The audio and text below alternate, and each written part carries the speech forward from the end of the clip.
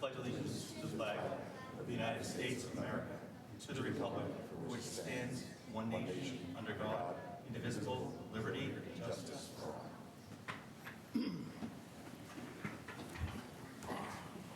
First item on our agenda tonight is public comment. Anyone in the room want to say something on public comment?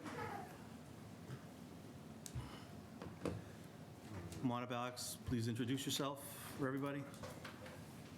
You have 3 minutes. Hi, my name is Alex, and I'm from Pine Glen. I'm here once again to rail against lawlessness in town. State law is being violated without any accountability or transparency. It's theoretically within the purview of the Select Board, but the entities involved are too big to tackle without larger intervention. I am, of course, speaking about double utility poles. Everyone here knows what I mean. A new utility pole goes up and the old one stays. Suddenly, we have 2 poles where there should be 1. It looks awful. It creates hazards on our roads and sidewalks, and they're left there for months or even years. But this isn't just an aesthetic problem. Massachusetts law requires timely removal of double utility poles. There are rules. There are deadlines, 90 days. And yet, across our streets, these rules are ignored in plain sight. The question isn't just, why are there double utility poles? The question is, what does it say about our town when the law can be so openly violated without any consequences? This is a visible symptom of a larger issue, an accountability gap, a systematic problem where our government is not working the way that it should. Because if the law only applies sometimes, then it doesn't really matter at all. And if a problem this visible, this is literally rooted in the ground, can go unaddressed, then what else can't we see? What else is slipping through the cracks? No one in America should be above the law. Not you, not me, and not utility companies. I want to close by acknowledging that the Select Board has already put significant work and effort into addressing this issue. I know this isn't easy. These are large utilities, complex processes, and I know it usually probably feels like bashing your head against the wall. But that's exactly why I'm here tonight, to show you that you have public support. The residents of this town want you to keep pushing, to keep demanding compliance, and to stand firmly on the side of the rule of law. You're not doing this alone. We see the work, and we're behind you. Thank you. Thank you, Alex. Anyone else for public comment?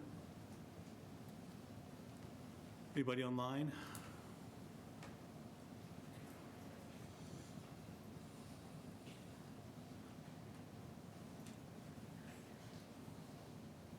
No, seeing none.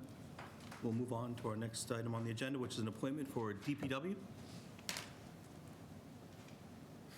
Thank you, Mr. Chairman. DPW Director Brian White is here to present a candidate. Good evening, Board. Mr. Chair. So we have a vacancy for our office assistant position in our DPW admin office. So I'm here to provide a recommendation. After conducting interviews with applicants, I would like to recommend Ms. Teresa Dunbar for this job. Ms. Dunbar brings 10 years of experience in office assistance and administration. For the last 6 years or so, she has worked as a program specialist for KinderCare Learning Center, which included both office administrative duties as well as curriculum development. Prior to that experience, she worked as an office assistant at the Stonebridge Assisted Living Facility here in Burlington. In addition to her work experience, Ms. Dunbar attended Shawsheen Tech High School, where her study focused on business technology and marketing, and obtained her Microsoft Office certifications. I believe Ms. Dunbar's experience and skills make her an excellent addition to our office, and would like to recommend a start date of April 6th. Thank you, Mr. Chairman. On the recommendation of DPW Director and the interview team, I welcome and appoint Teresa Dunbar to the position of Office Assistant in the Department of Public Works, effective April 6, 2026. Ask the board to waive their 15-day waiting period. I will say that Ms. Dunbar said she's going to limit her comments to 30 minutes, so we will. So moved. Second. Motion is made and seconded. All those in favor? Aye. Opposed, abstained. Chair is also an aye. That's 5-0.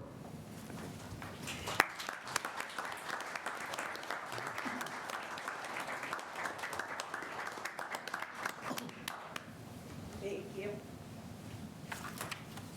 Welcome. Thank you.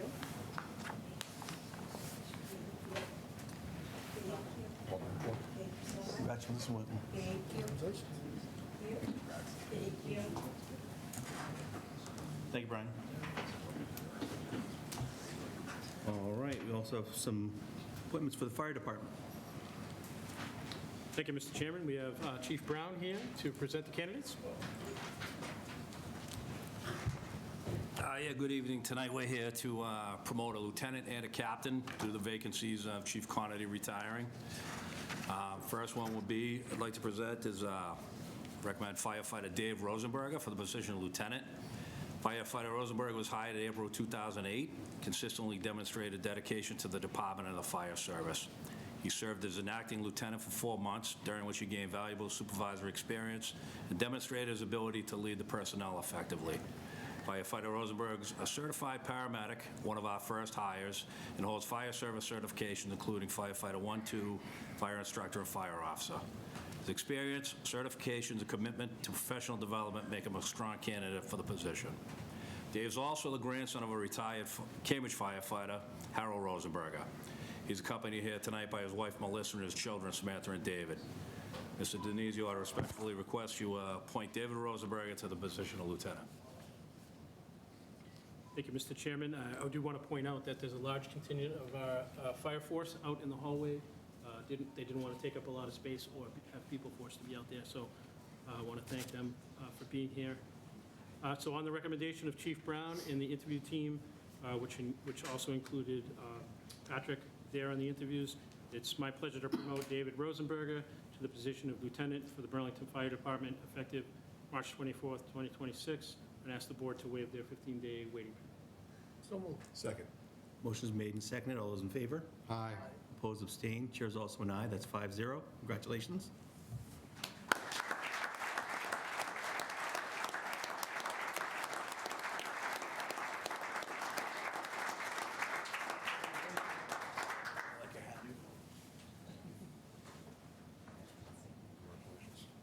Congratulations. Do both and then do the picture? Sure. We'll do them both and then do the picture. Okay. Do them both now. Oh, all right.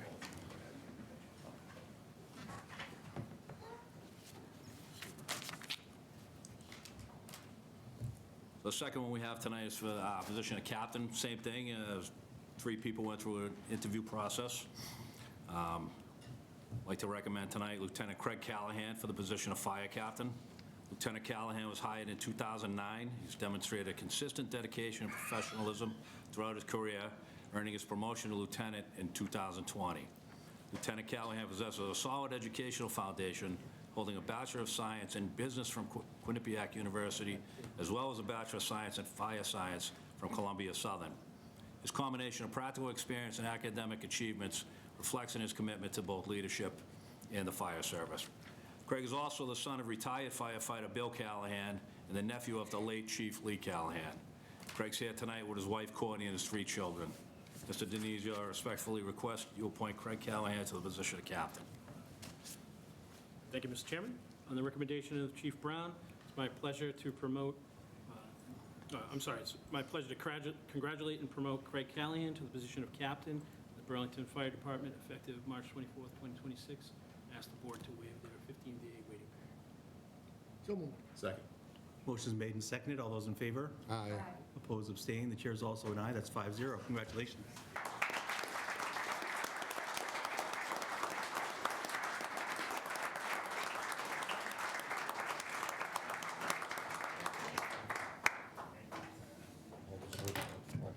Congratulations.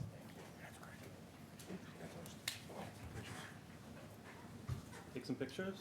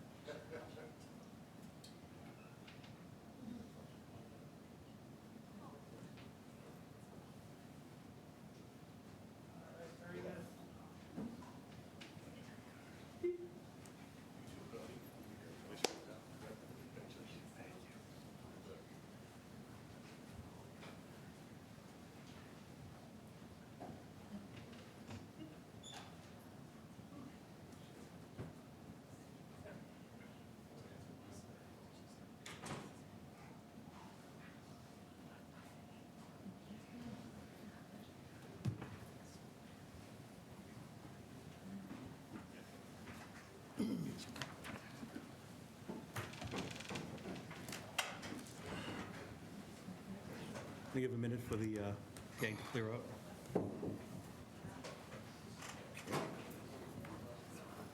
I think we forgot to tell the captain he has to stay for the next 3 hours of the meeting. Congratulations. Take care, congratulations.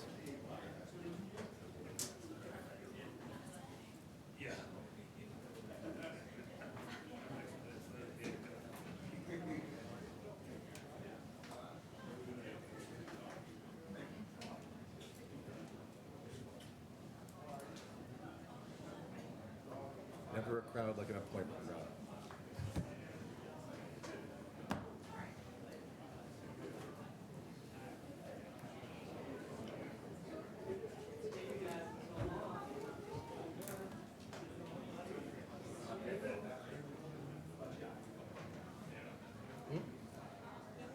I was, I'm sure I got the name.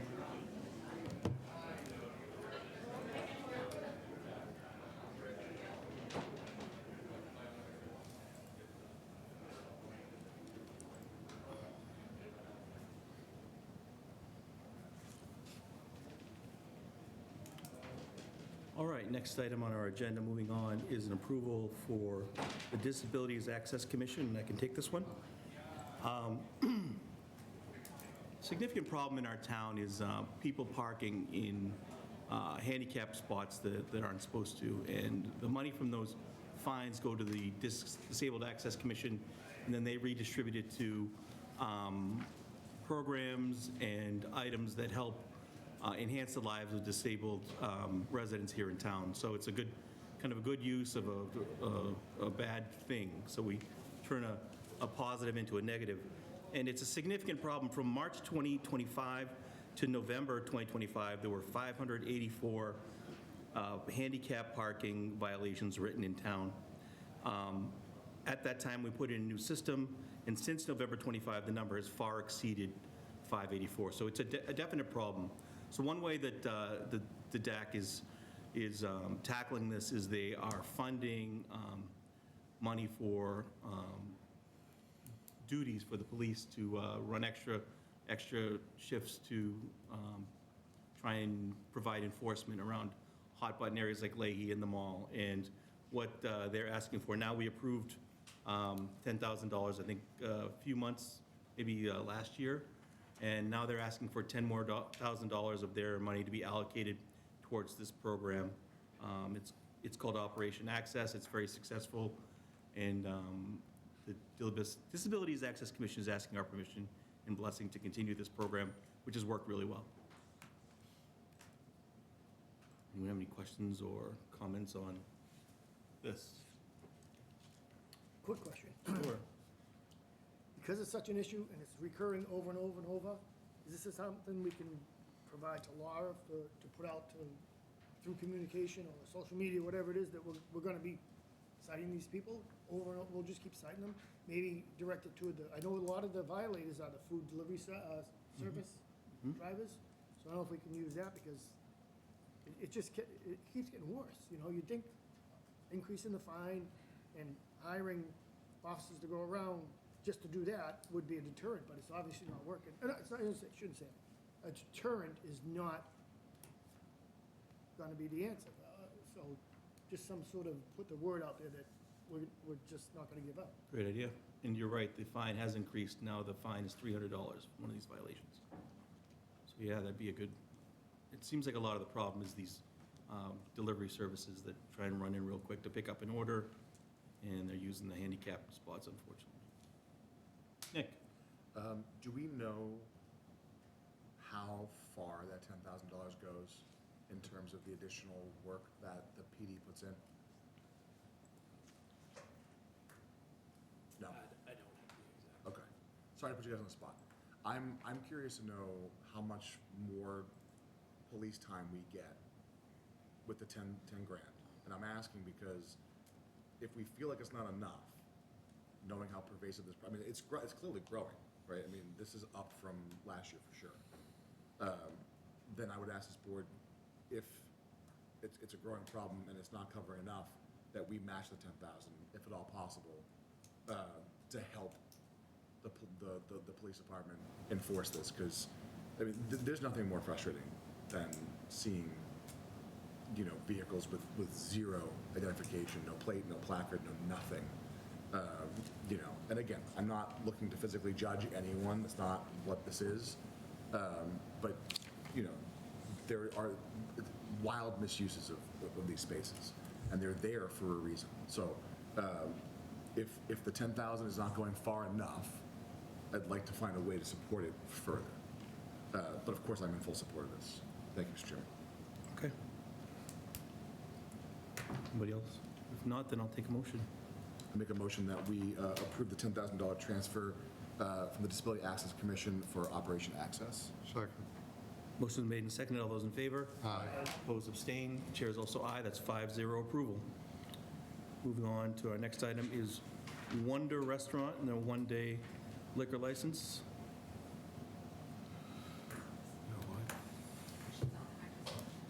So you should have just got a request to unmute? Yep. Yes. Hi, good evening. Hello.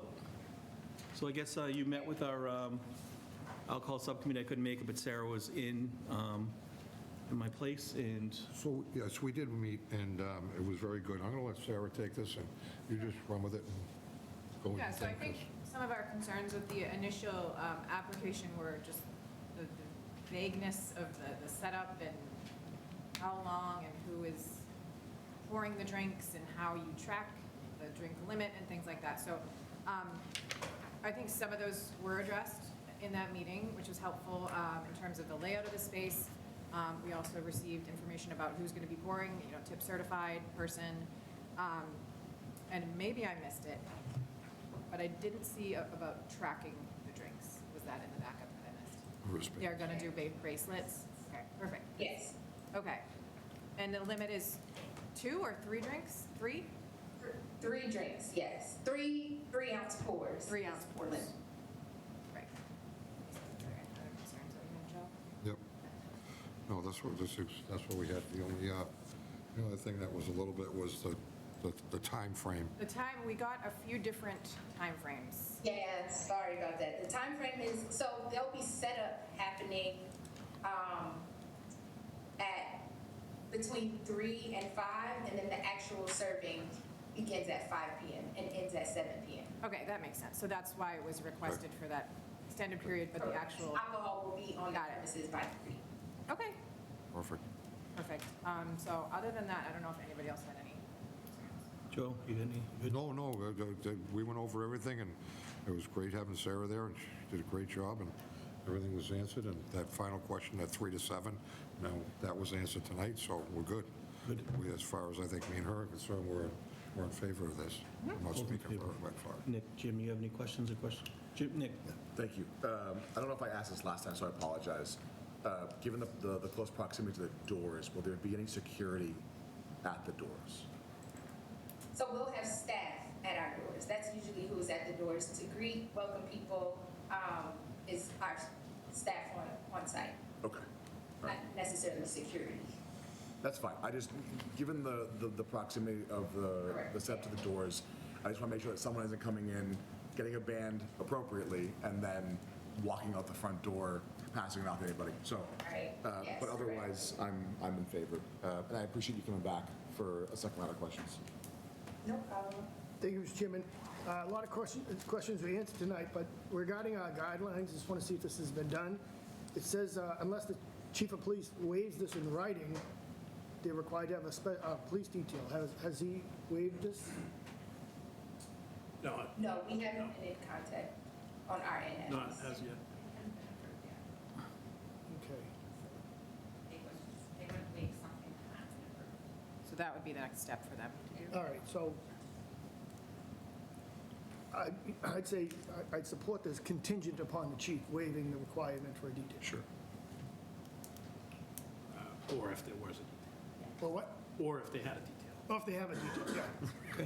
And yeah, Do we just feel board- like that's necessary to have a detail for something like this? No. The mall, alcohol, not so much for the Wonder part of it, but generally as a preventive measure.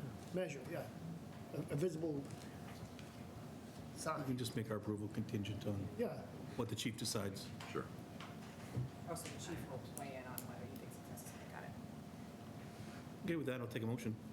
Mr. Chairman, I make a motion, we approve the one-day liquor license at Wonder Restaurant, 85 Middlesex Turnpike, for April 9, 2026, with the condition that Chief Brown from the Police Department approve it without requiring a police detail, or if the requester provides their own police detail. Second. Motion's made and seconded. All those in favor? Aye. Opposed, abstained, chair's also an aye. It's 5-0. Good luck. Welcome to Burlington. Thank you. Thanks so much. We look forward to checking it out. Yes, we look forward to seeing you all there. All right, thank you. All right. Next is an approval for Naya at 112 Burlington Mall Road. They're online. Oh, gentleman raising his hand there. You sent your request to unmute?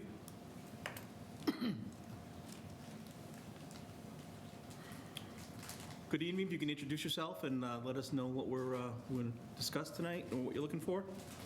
Sure. My name is Daniel Brennan. I handle permits and licenses for Naya. Naya is a new quick-service Middle Eastern Lebanese restaurant going in a vacant space over by the mall, formerly Connect Fit. It's at 112 Burlington Mall Road. Our space is just over 3,900 square feet. We'll have 48 interior seats. Hours of operation requested are 10 a.m. to 11 p.m., 7 days per week. Naya currently has 43 operating locations across 5 states, and this one's under construction, hoping to open mid-May. All right. I'll open up to the board if anyone has any questions. I have one quick one. Go ahead. What business are you replacing down there at 112 Mall Road? There was a fitness place, I think it was called Connect Fit. Connect. Okay, all right. All right, that's all, I just wanted to know which one it was. Thank you. Thank you. No, everyone's good? Nick? I'm good. All right, I think we're good. Mid-May opening, he pretty much nailed everything else. We'll take a motion. I'll make a motion to approve the new general license GL-26-21 for Naya at 112 Burlington Mall Road. Second. Motion's been made and seconded. All those in favor? Aye. Opposed, abstained, 5-0. Welcome to Burlington. Good luck. Thank you very much. Thank you. Moving on, we have a public hearing for a alcohol license for Rocco's Tacos at 75 Middlesex Turnpike. So I will open the public hearing. I don't need a motion to do that. And if we can, someone can help me with the notice, either approve it or read it into record. Mr. Chairman, I make a motion, we approve the public notice as written. Second. Motion's been made and seconded. All those in favor? Aye.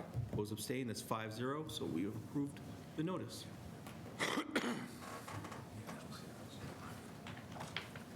Thank you, Mark. Thank you again, sir.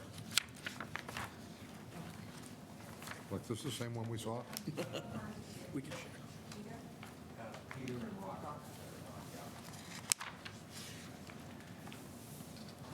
Good evening, Mr. Chairman and members of the board. For the record, Attorney Mark Vaughn with the law firm of Reamer Bronstein, representing the applicant, Rocco's Tacos and Tequila Bar. Very excited to be before you tonight in connection with their desire to occupy space that has been vacant for a little bit at the Burlington Mall. It's the space that was most recently occupied by Rosa Mexicano restaurant that is on the food court side of the mall. Gave you a few photos that I thought might be helpful just to kind of depict the location specifically where they're looking to go. But with me tonight, participating remotely, is Rocco Mangle, who is the founder of Rocco's Tacos, along with Pete Vitas, who is the manager listed for the new restaurant here in Burlington. So they are a Mexican-themed restaurant that have had great success down in the Florida area. They have a number of locations down in Florida, and I think they have one location in New York as well, but this would be their first location in Massachusetts. Again, they'd be looking to occupy the same space that Rosa Mexicano had occupied.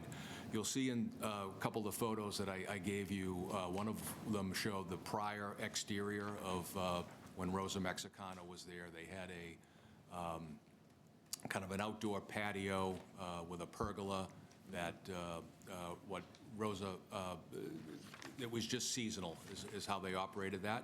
But what Rocco's Tacos is looking to do is actually enclose that, so it would be enclosed patio, same square footage as was out there before. So they have a number of years' experience in the restaurant industry at their various locations. They're familiar with the requirements of serving alcohol and take that responsibility very seriously. I know that Pete Vitas has gotten his TIP certification and certainly familiar with Burlington's liquor license requirements. So again, the space has been vacant for a bit, and I think it's nice to see someone that going in there to reoccupy that space, and very hopeful that they're going to be successful, as I know they will, and they have a strong track record. So with that, happy to answer any questions or address any comments you might have. Rocco or Pete, if there's anything you think I've left out, please jump in, but I know you're very excited about opening here. Yeah, well, I'll be there tomorrow.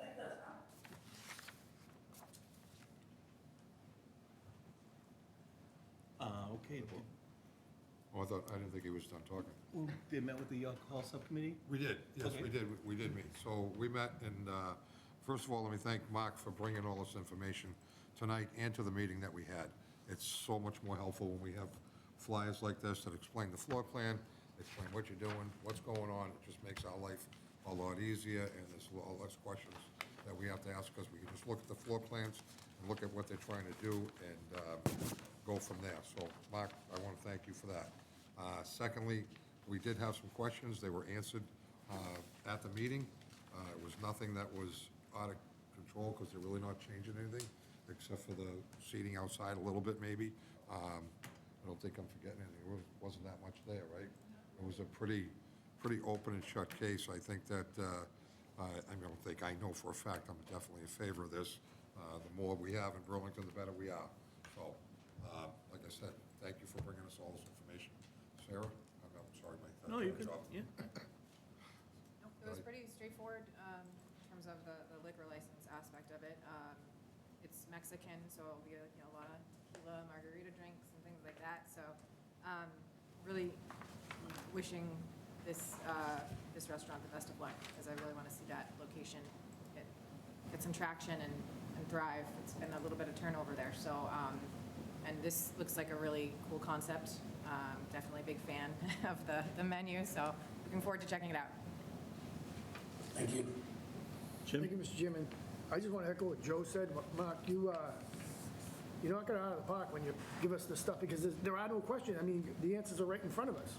It makes it so much easier to do a deep dive on this, because everything is here.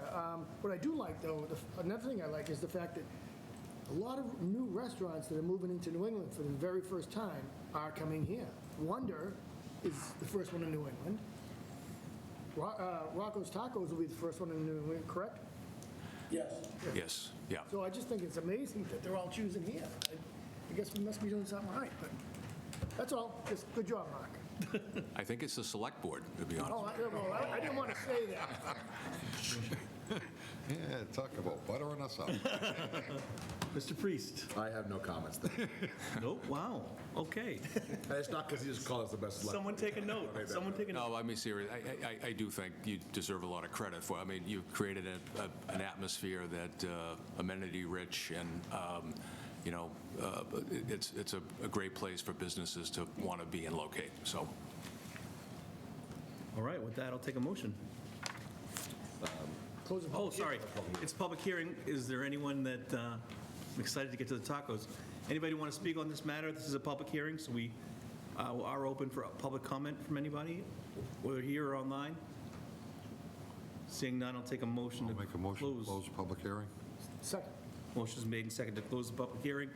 All those in favor? Aye. Opposed, abstained, that's 5-0.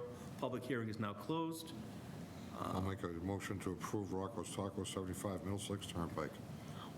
Second. Motion been made and seconded. All those in favor? Aye. Opposed, abstained. Chair's also an aye. Welcome to Burlington. We look forward to checking it out.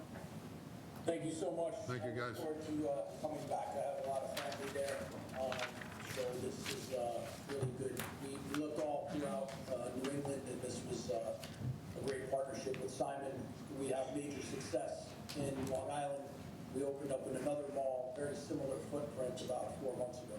Awesome. You have an estimated open date for Burlington? In June, but if anybody would like to stop by and say hello, I am leaving Florida tomorrow to come to the beautiful weather of Boston. And I'll be on site tomorrow and Thursday, but hopefully June, and we look forward to welcoming you guys to the ribbon cutting. And thanks for having us, and Mark, thank you for doing such a wonderful job. Awesome. Please bring that warm weather with you. Yeah, thank you. All right. Thanks, Mark. Thank you all. All right. Thank you, Mark. All right, thanks. Thank you. Thank you. Thank you. All right, moving right along. We have a discussion about Zero Summit Drive. Mr. Buckley?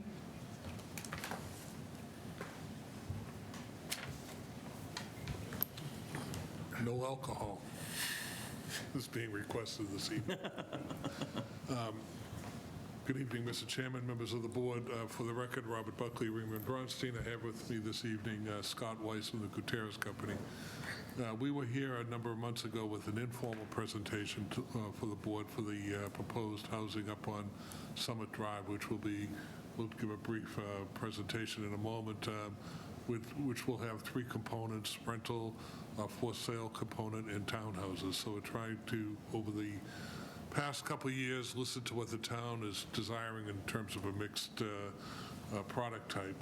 We have been, over the last few months, meeting with the planning board, the zoning review committee, and the land use committee, as well as a subcommittee that was appointed to address this. And we're in the process now of distilling all the comments to try to prepare an agreement to embody what we think we're hearing.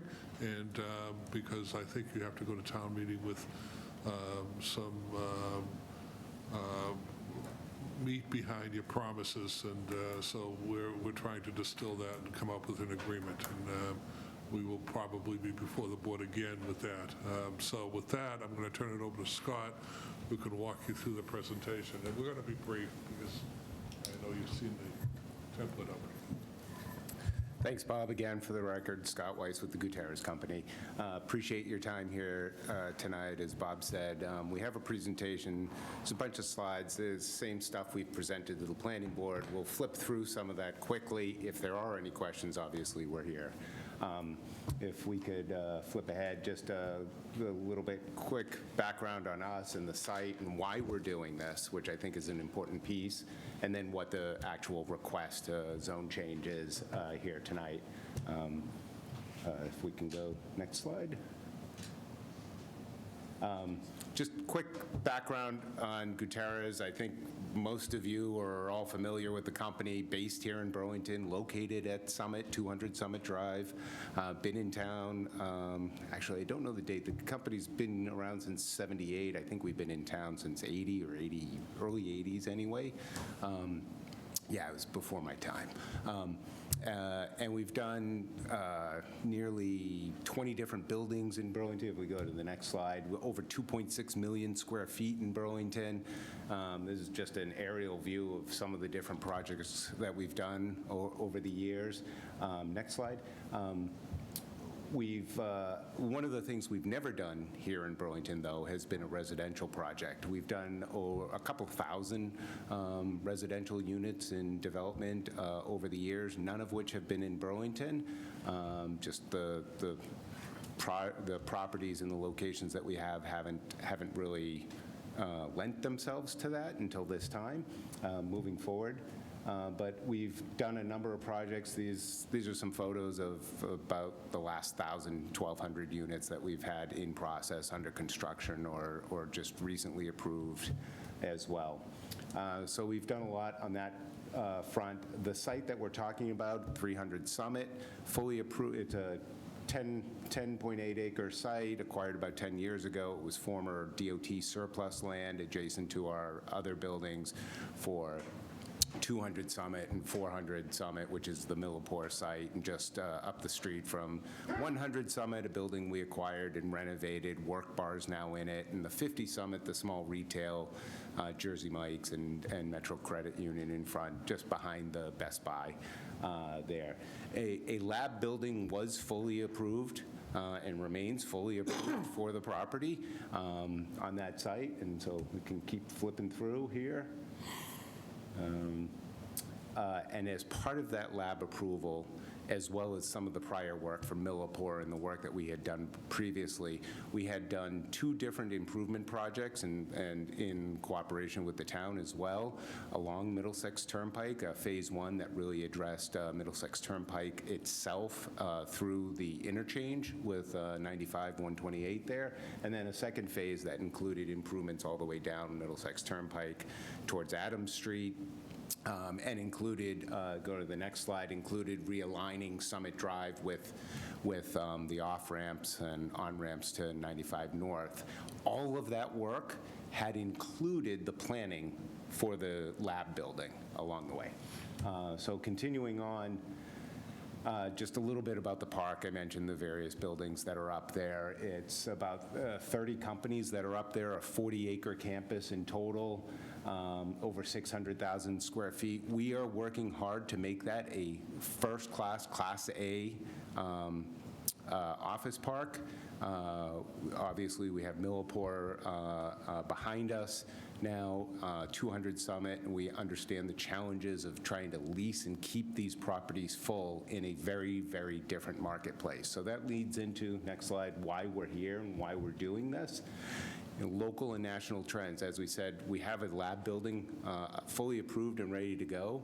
We've been working very hard, worked with the town very cooperatively to help undertake the innovation zoning district and to bring life science companies like Millipore and others to the community.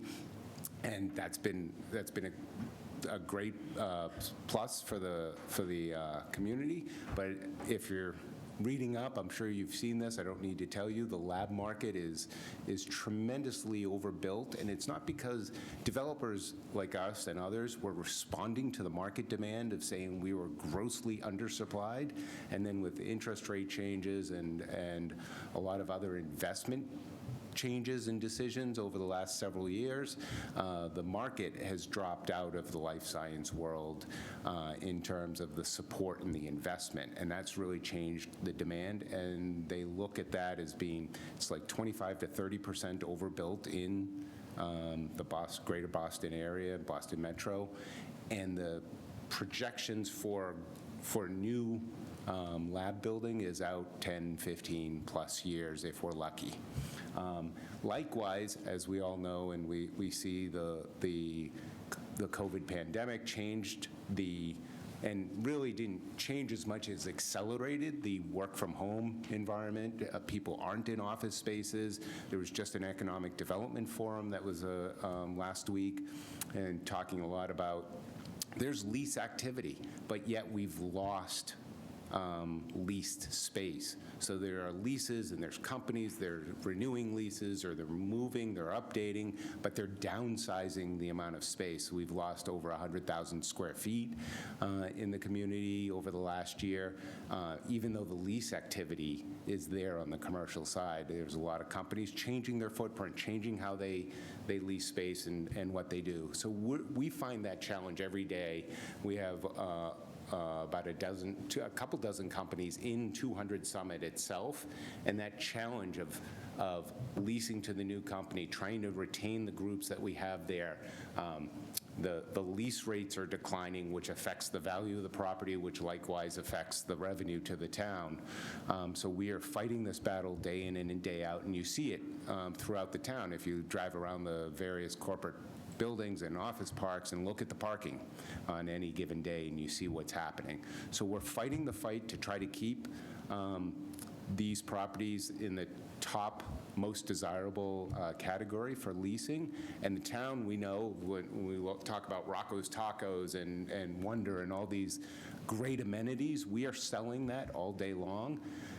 But the reality is, and there's been studies, and we have our own history here in town, the best performing properties are in mixed districts, mixed-use districts where they have this 18-hour environment, where people can live and work and have great access to the amenities that are nearby. Those are the office products that are surviving. You have, and you see that right up on 3rd Ave, where you have the intermix. You can go to the next slide. The intermix of some of the residential with, obviously they have some of the retail in there with their various workplaces, and we just want to extend that philosophy and that approach to include the Summit property as well, so that we have a mix of uses in there. We create this 18-hour lifestyle where you're close to everything and you can live and work. Next slide, please. And so our request is a zoning change. It does use the zoning language that the town has already adopted for the MBTA communities. If it was called something else, that'd be fine too. It's not that we're seeking that component of it, but it's there, it's already written, and we can use it and create a new sub-district. Going to the next slide. And it plays off of what was recently adopted last September. It's less dense than that September proposal, which was 57 units per acre. We're at 40. It also reduces the height allowed, which under the current zoning on this property is 90 feet. We're proposing 70 feet. Next slide. And so what we're proposing, as Bob said, is a mix of for sale and rental. We have some condos, which would be what we call stacked flats, similar to an apartment building, but their layout and their size are different. They're more for, a lot of times they're geared towards empty nesters, a row of townhouses, which would be 6 of those units, and then the apartment units. And we put them in adjacent to one another, but next slide. We separate them so that they can both operate independently. The Summit Village on the left, the Peak Living Apartments towards the top middle that we have there. We did go through, next slide, we'll flip through these quickly, JD. We got a bunch of comments back about the layout and trying to make it more walkable, and next slide. So we made revisions to the plan already to update it and really accentuate. Next slide. The pedestrian connectivity. There's a cafe at 200 Summit that can become that coffee shop opportunity for these new residents. We see this as part of the larger planning for a bike path through the area that has the potential to continue through the Housing Authority land to the south, which is on the left side of the slide. And then down Summit Drive to Middlesex Turnpike, looking at the crossing to get under the 95 bridge as well, and then off of Middlesex Turnpike there. So we're looking at those components as well. Yeah, you can go on. Keep me moving. So as I mentioned, this site has already been planned for a lab building. We did the comparison for what we're talking about on the residential, and this project results in less traffic than the work that was already planned for this site. And going on to the next slide, we've submitted a fiscal impact study, which was done, I think the biggest criticism we've heard probably at this point about this is that we probably did not project revenues high enough. So we took a very conservative, safe approach. So that would be about $1 million in the first year. It's $950, just a little bit under. So over 10 years, you're talking about a net addition to the town of $10 million. You know, significant income to the money, significant income and revenue to the town over the foreseeable future. And that's after you deduct the costs for the site as well as the existing revenue for the property. That's what's there today. So net positive for the community. Next slide. So in just summary, we are looking to adopt a zoning change following and using the language that's already in place. It results in more taxes, less traffic. One of the major things, and I didn't really touch on this, is, again, why we're doing this is to preserve that investment that we have at the Summit Office Park to keep those properties desirable and full. I'd invite any of you to come and see the high-quality office facility we have. We have a great cafe there today. We have a fitness room. We have a game room. We think it's, a really high-class, first-class office space. You have Work Bar, which is a co-working space just down the street in 100 Summit, which becomes a great amenity as well to any residents in the area. So we want to keep all of these properties full and desirable, and we think the addition of the residential makes this a more complete, holistic, integrated, walkable neighborhood where you can go from these different facilities, and keeps it all more desirable and keeps 200 Summit filled and 100 Summit filled, and keeps the activity up there. So just next slide, I think we've received some comments. We're ticking them off by making adjustments and making sure that they're included, as Bob said, in an agreement that we can present to you and to town meeting, committing to all of the agreements for the project. And then we are in the process, last slide, I believe, of going through, talking to the different boards and committees as we go through the town and have discussions. So with that, we hope that we can get your support and work towards keeping Summit a very high-quality, desirable place to live and work. Thank you. Mr. Genizio. Thank you, Mr. Chairman. As I said in review of the meeting, my notes for you all was that we're inviting them to come today to present the project. We don't expect to have a vote tonight. That would, as Mr. Weiss said, and Mr. Buckley said before, that'll become after we can agree on an agreement, a binding agreement before our meeting would take a vote. And I believe the planning board's public hearing is still open anyway. So this is just your first time for them to hear some feedback from the board about the project, about something you may like to see in an agreement, anything like that they can take and then fine tune and work with the two groups that are working with them from the planning board and from us. All right, so with that, we'll open it up to questions or comments from the board. Jim? Thank you, Mr. Chairman. I won't talk about the Economic Summit because I'm not sure if you're going to talk about it later, but it was a phenomenal event. There were several commercial real estate experts in the panel, and this is exactly what they were talking about. This mixed use, we have to move forward. Don't think about today, think about 5 years from now. That's what they were advising us. Think about 5 to 10 years from now. And I think this is a great example of that, because this is, like I said, exactly what they were talking about. This is exactly what, and they applauded all the efforts we've made in the past. Another positive thing out of this is, right now, it's just land. It's being taxed as land. As Scott said, around $1 million a year of new tax revenue. I'm sure it'll probably go up. And that also has a peripheral effect on the businesses and buildings around this. I'm assuming their values are probably going to go up because you now have clientele within walking distance of many of these businesses. Just two quick questions. It's so close to the end of Route 3, no chance of getting access, huh? No. Not with the Well, state? first of all, under mass and federal law, or primarily federal law, you can't have access from a highway onto private property. Okay, it's literally a budding dead ramp, so.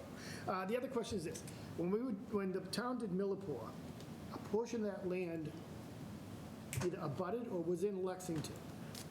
And do you have to take this to Lexington, or is this completely encased in borough? In terms of determining our setback, sidelines, et cetera, and the dimensional requirements, you include the Lexington land. Your actual bylaw, the standard, provides for that, so we have done that. And we've stepped back the height limitations based upon where the property lines are and where the town line is. But no, nothing is being constructed in the Lexington portion of the property.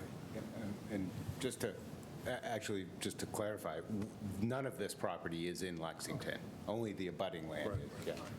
All set. Mr. Chairman, can I make a comment on that? I'm glad you brought up, and I know Sarah's heard it a number of times at the subcommittee meetings. There was a time, and some of you on the board probably remember it, when people would knock on particularly our door when they were coming to town, businesses that said that they needed a Burlington address. It was driving the bus, so to speak. They had to be in Burlington. Those days are gone. When someone comes to me now and says, we'd like to be in Burlington, we think that the vibrancy, the amenities are really making Burlington unique. And by the way, the economic situation that you're facing as a community, every community is facing it. The advantage you have is you've done a lot of pre-planning over the last 15 or 20 years to provide some amenities that make you in a better position. But now the first question I get when someone calls up and says that, R&D or entrepreneurs, that they need to know what the housing situation is, because they want their employees to be able to live, work, and prosper in their environment. And the employees are demanding it, because one of the things that came out of the pandemic is that the employees look at it, I was giving up 4 hours of my day potentially commuting, and if I can live close to where I work, I get those 4 hours back, or a good portion of them, so it's a quality of life issue. I know as a law firm, when we recruit at many of the schools, the issue becomes, we want to be able to have flexibility in our work schedule. We want to live near, what's the housing situation like? To the point where a lot of people are looking at exiting downtown Boston, coming to the burbs. So I just throw that out there. So the operative words as we, as a development team, have been focused on, and I know it came up at the subcommittee, is connectivity. How do we connect this to enhance and use all the amenities, and preservation of value. Having this there will preserve the value of the surrounding properties. Thank you. Good. Yeah. Joe. All right. Thank you, Mr. Chairman. So this is really good, because I think it's a great idea. I really do. I think it's going to be wonderful, depending upon everything that has to go through, still go through for us. So when we get our finally say, we get to approve this as far as the Board of Selectmen to move forward to go to town meeting, correct? That's what our job is, right? I can't understand why the tax revenue that these people would gather from this would be a problem. Scott, I've worked with you on other projects in town. Bob, the same with you. Scott, you took me up to Millipore. We walked around the whole place. Matter of fact, I remember we talking about this spot specifically, because we walked down and said, this is what we want to do here. So I remember that, and I don't even know how long ago that was. I don't think either one of us had gray hair. So, I mean, it could be a little while ago. So I think this is a really good idea. I think it's going to be great for the town. Yes, there's going to be things to work out. There's no question about it. And there's going to be naysayers and there's going to be positives. But if there's anything I can do personally as a select board member to help you out, don't hesitate. I'm very easy to get a hold of. I think working with Scott in the past, you've always been true and honest and upfront with everything. So I think that's a big, big asset for the company and for yourself. And working with Bob is the same thing. It's kind of like working with Mark in the back. He's very honest and brings everything forward. So that's what I think we're all into here. And I think it's really going to help the town out. So if you need me, I'm here to support you. Thank you. Really appreciate that. What was that? We were just seeing who was next. Thank you, Sarah? Mr. Chair. Thank you both for coming in tonight. I appreciate all the time that you've taken and your due diligence all around our town with all the groups that you've been meeting with on this. And now you're here tonight with us. So I have a lot of thoughts, and they're kind of all over the place, so I'm really trying to organize them and express them in a way that makes sense. But just first, because I don't think it was ever expressly stated, how many units is this development, and what's the breakdown? Yep. So we're proposing, as I mentioned, 40 units per acre, or a maximum 40 units per acre. It's 10.8 acres, but the proposal is 426 units. It really breaks down into a for-sale community of 40-unit condo building and 6 townhouses. So a little bit more than 10%, or about a little less than 10% of the units would be for sale. And then 2 apartment buildings would be included, and they'd both be approximately 190 units each, or for a total of 380. Okay, thank you.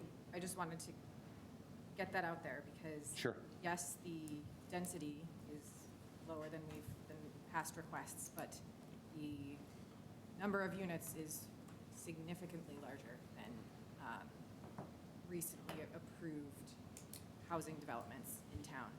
And I think precedent has a little bit been set with the recently approved Nordblum agreement, which was 120-something units, and a development agreement was put in place where we saw some wider community benefits, and in that area needs it. That area of Middlesex Turnpike is not walkable, is not walker-friendly, it's not biker-friendly, it's nothing. So 426 units, that's adding, 600 cars in and out on that road, because you can't walk to the mall. You can't, there's no easy crosswalk. And if you tried, you're going through a very unhospitable tunnel that, it's dark and unsafe. I wouldn't want to do it. And you have to go all the way past the mall and then sort of cross into some grassy area. It's just, it's impossible.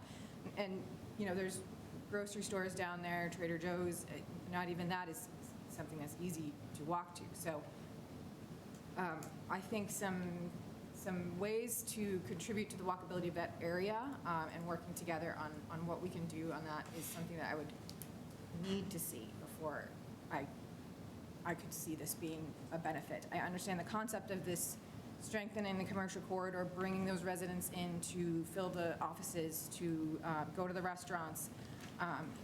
But if all they're doing is driving and just contributing to the already congested area of Middlesex Turnpike, I see that as an issue.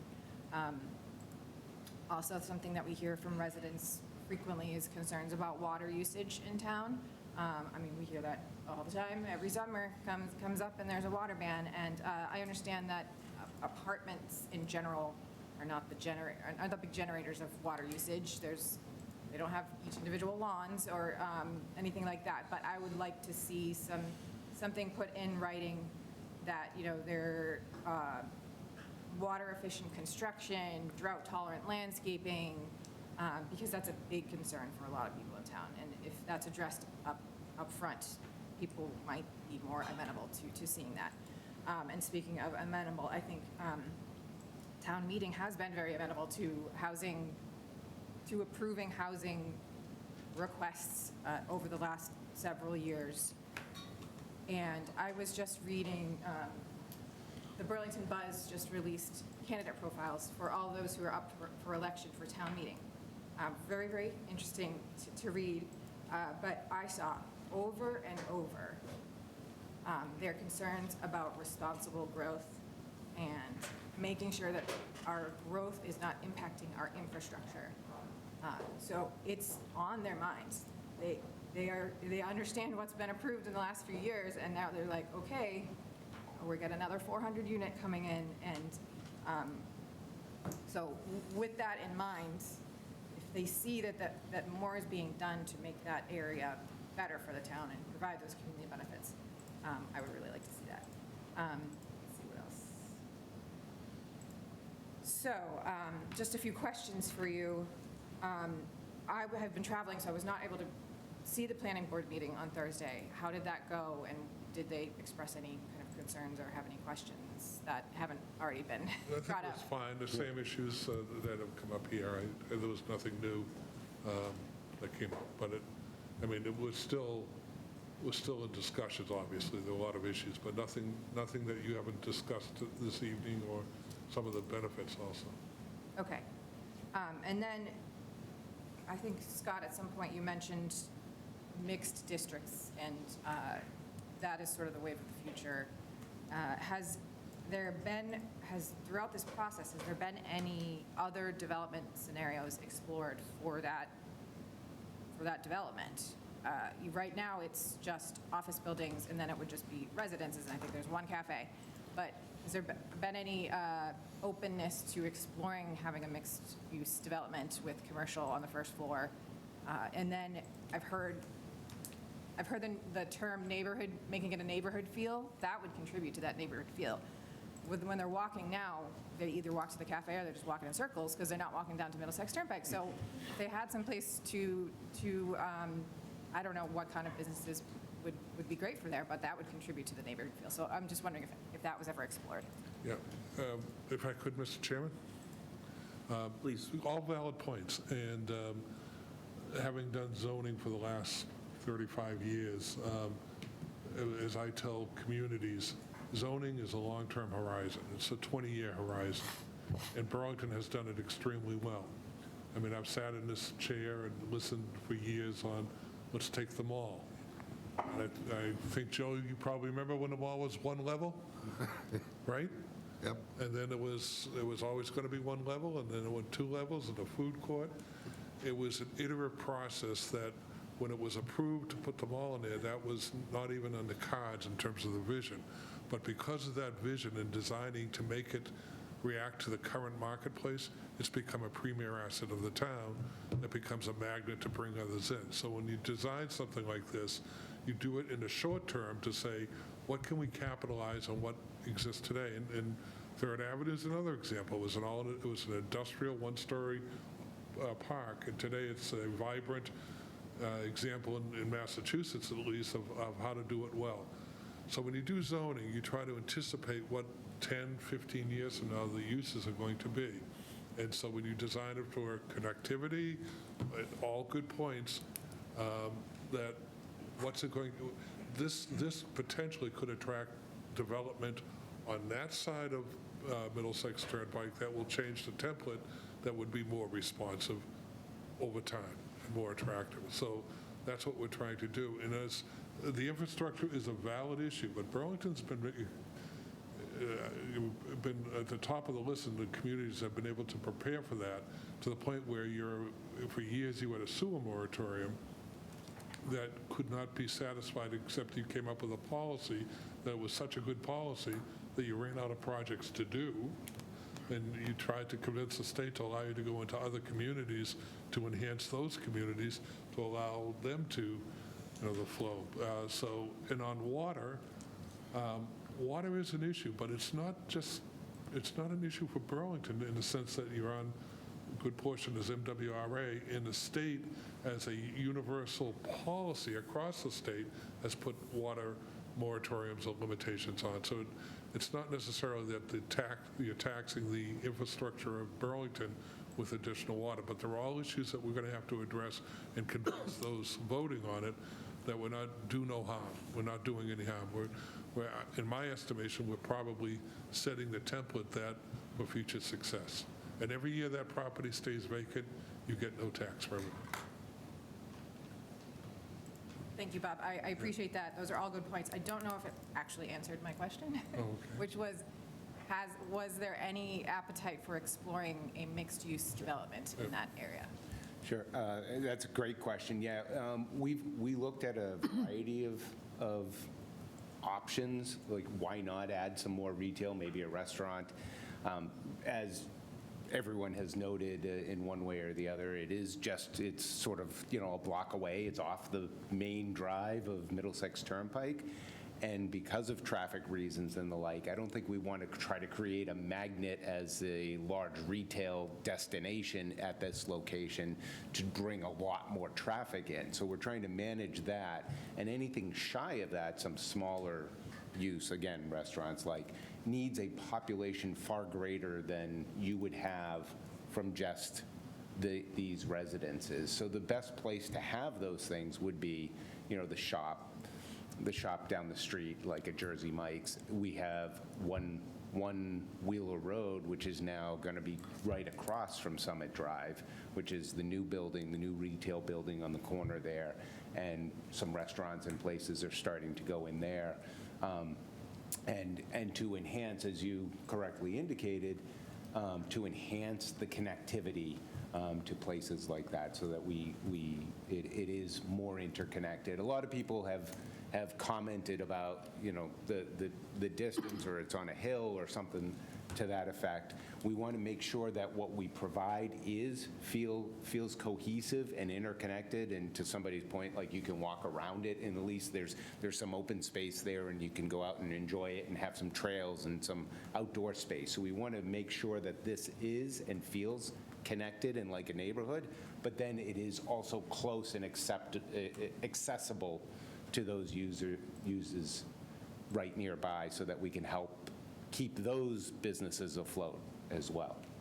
Okay, thank you. And then my last question is, has there been any kind of outreach to the neighboring or nearby employers and businesses in that area to ask them about the project and what they might like to see or what their thoughts are?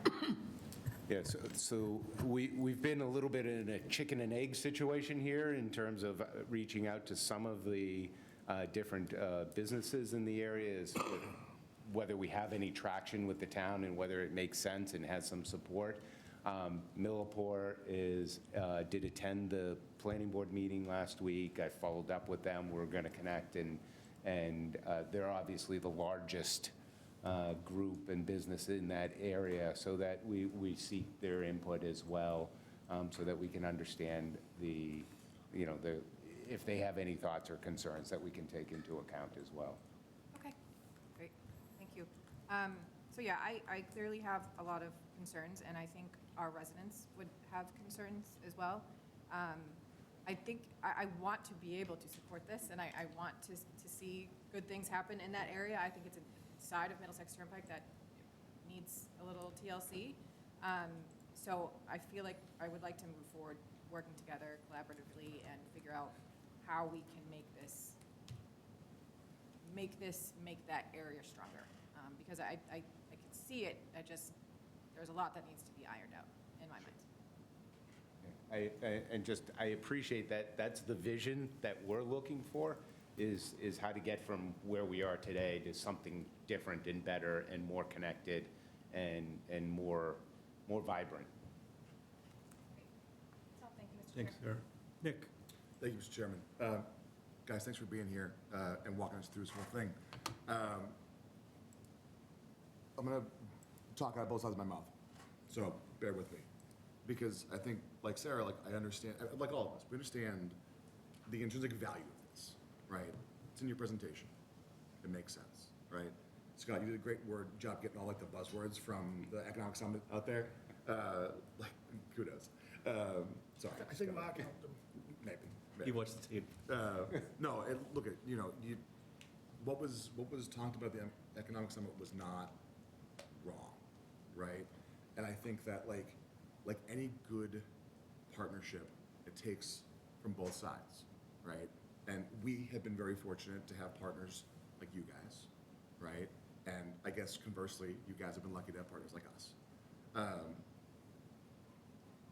However, I'm going to echo a bunch of the sentiments that Sarah's brought up. I'm just going to it's going to be a bit of a stream of consciousness drop, so bear with me. I think the versatility of the housing is good, right? I think, like a lot of folks you'll probably hear, or maybe even have heard, the idea of for sale units over for rent units could be better, right? Whether that means less for rent units or just more for sale units, or however that comes out in the wash, I think naturally is going to draw more folks. Cars and traffic, that's a tough area. We all know it, right? I think more than what you have here in terms of morning, night, overall car traffic, I'm actually more concerned about two things. One is about holiday traffic, right? I feel like from the months of September through January, we have a detail out there almost every day dealing with traffic from Best Buy down to the Lexington line, right? Helping folks cross over Middlesex Turnpike. It's probably the worst traffic area in town, despite what folks may say about 3A now, right? So, that's a big concern. And if everyone's going to be in their car coming off of this property, right? Now they're saying, oh, wow, Trader Joe's just across the street. So now they're zigzagging Middlesex Turnpike essentially, right? They're gonna come down, make the right, scoot down a half mile, make the left, right? I feel like that is actually more indicative of higher traffic than one might say about morning, night traffic, right? So I'd love to see, you know, whether it be a traffic study or more information around those traffic patterns that I think are gonna be more impactful to the area than number of cars and morning, night traffic. Because I feel like those numbers will always look better, right? But like knowing that area as well as we all do, I think those times, holidays, and how they're gonna be zigzagging, and those traffic impacts will show us more clearly how that area may be affected by the, let's call it, just on the low end, 450 residents, right? So something to consider. I don't doubt your numbers here on the revenue projections. I would love to see a fiscal impact report, you know, and make sure that we're aligned to the relative understanding of the numbers. You know, because nothing says yay like 10 million, right, over 10 years. But you know, let's make sure that we're all on the same page when it comes to those numbers. You know, I think I'd love to hear more about what Sarah was saying around the mixed use. And I feel like this might be where, as property development, you get creative, like how we're getting creative in town, right? Is there a way to get more smaller mom and pop retail up there to create essentially a closed circuit, you know, living environment for folks? Not to say that they want to be on property 95% of the time, right? But I know that if I wanted to, you know, leave my house, I can walk 6 houses down, and I've got the little grocery, you know, store there, and I've got, you know, Dunks, and I've got a sub place, right? Like I can get to that on foot, right? So like dry cleaners, a small grocer, like little like smaller things, not like looking to draw, you know, 1,000 people to the site, but how can you serve those 450, 500 people on site, right? And help, I think, reduce the amount of trips they're gonna make going to Trader Joe's or going to Wegmans or, you know, whatever that looks like. Or maybe it's just a walkability thing, right? But I feel like walkability on Middlesex Turnpike is a nightmare that we're gonna be cursing until the day we all die. And then those after us will continue to curse it and us. So I don't know what the answer is. You know, swinging over to infrastructure utilities, while I again agree that the impact is probably lower, it always comes down to what the residents feel, right? Residents feel like the roads are worse. They feel like we're always in a watering ban. Why isn't it like it was before? And I know that we can't solve for that, right? I know that I'm talking in largely abstract ideas that are, again, going to haunt us as time moves forward. But if we were to say, oh, it's not 426 units of rentals, it's 360 units, right? Now there's a concession in how many bodies we're putting up there, right? And I'm just arbitrarily pulling that number out of my rear end, so again. You know, I read an article the other day that said that the largest demographic of people leaving Massachusetts is the demographic of people 25 to 34, right? And that's the demographic we can't afford to lose. And no shade to other demographics, I'm not in that demographic anymore. But like, that's the demographic we need, right? And I think the article said that the biggest thing cited was the cost of housing, right? So again, I think it's great that, you know, you're doing diversified stock in that area, right? And giving folks the opportunity for ownership. I personally would like to see more of that, right? And again, I know that, you know, we're talking about for-profit industry here, but like the cost of the market is brutal right now, right? There's a house literally up behind me for $2.3, $2.5 million. And I wonder every day who's gonna buy this house? I know someone probably will, but that's big money, you know? And maybe it's me, maybe it's just my perspective on the whole thing and where I sit and how much I make, you know? But it feels like people in that age bracket can't afford to buy property until they're 35, 36, 37. because they're caught in that rental loop even longer. I mean, I was talking to a coworker the other day who said, I'm probably never gonna own a house, right? She's 31. She's like, I just don't see, like, why am I gonna, make all that effort, she said, to own the property, and now I gotta take care of it. I gotta shovel, I gotta, cut the grass, I gotta this, that, the other thing, when I can just keep renting, right? So, I think that there's a lot to look at still, and I know that you guys are just, getting a feel for us and having the open discussion, which obviously we greatly appreciate. You'll never hear me say otherwise, but I know that, in talking to town meeting members and talking to residents, the appetite for housing is starting to feel different to them, right? Even though we know that there's intrinsic benefits to, the town, right? We have to look at the two things as separate and part and parcel, which is always tricky. So I appreciate you guys taking the time. I'll hopefully be engaged more in the conversation as things go forward. It's tricky.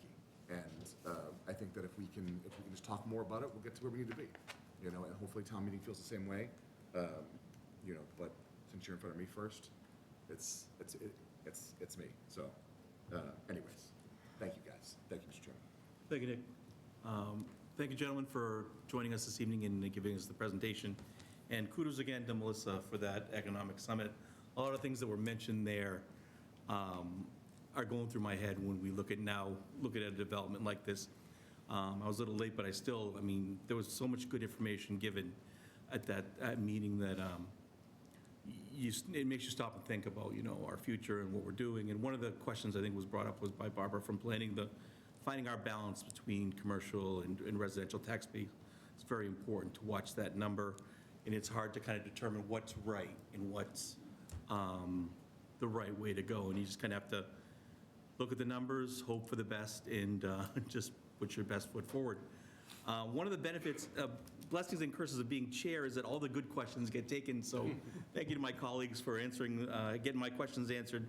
I do want to touch back to something Nick asked about and mentioned, the balance between apartments and condos. It seems very heavily weighted towards condos, and I'm guessing this is all revenue-based, but how does that thinking happen, and can you walk me through how that's determined? And I know people are going to say, well, why do they have, 380 apartments and only 40 condos? And I know you're going to get that question, and people are going to ask us that question. So if you can kind of walk us through that process and that thinking, that would definitely help me. Sure, and you're right. It's economics is where it comes to. As you look at the cost of construction, the type of units and what's being delivered, the for sale product is likely built at a loss, and it's being underwritten by the apartments. And that's how the facility comes together. And you can look at the layout of the site and the space for the condo building and the townhouses. It's not exact, but you can eyeball it. It takes up, so there's 46 units there, takes up about the same amount of space that one of the apartment buildings at 190 units takes. And so the units are sized, they're shaped, they're delivered differently in terms of what somebody wants to buy versus what somebody wants to rent. So they're different in that way.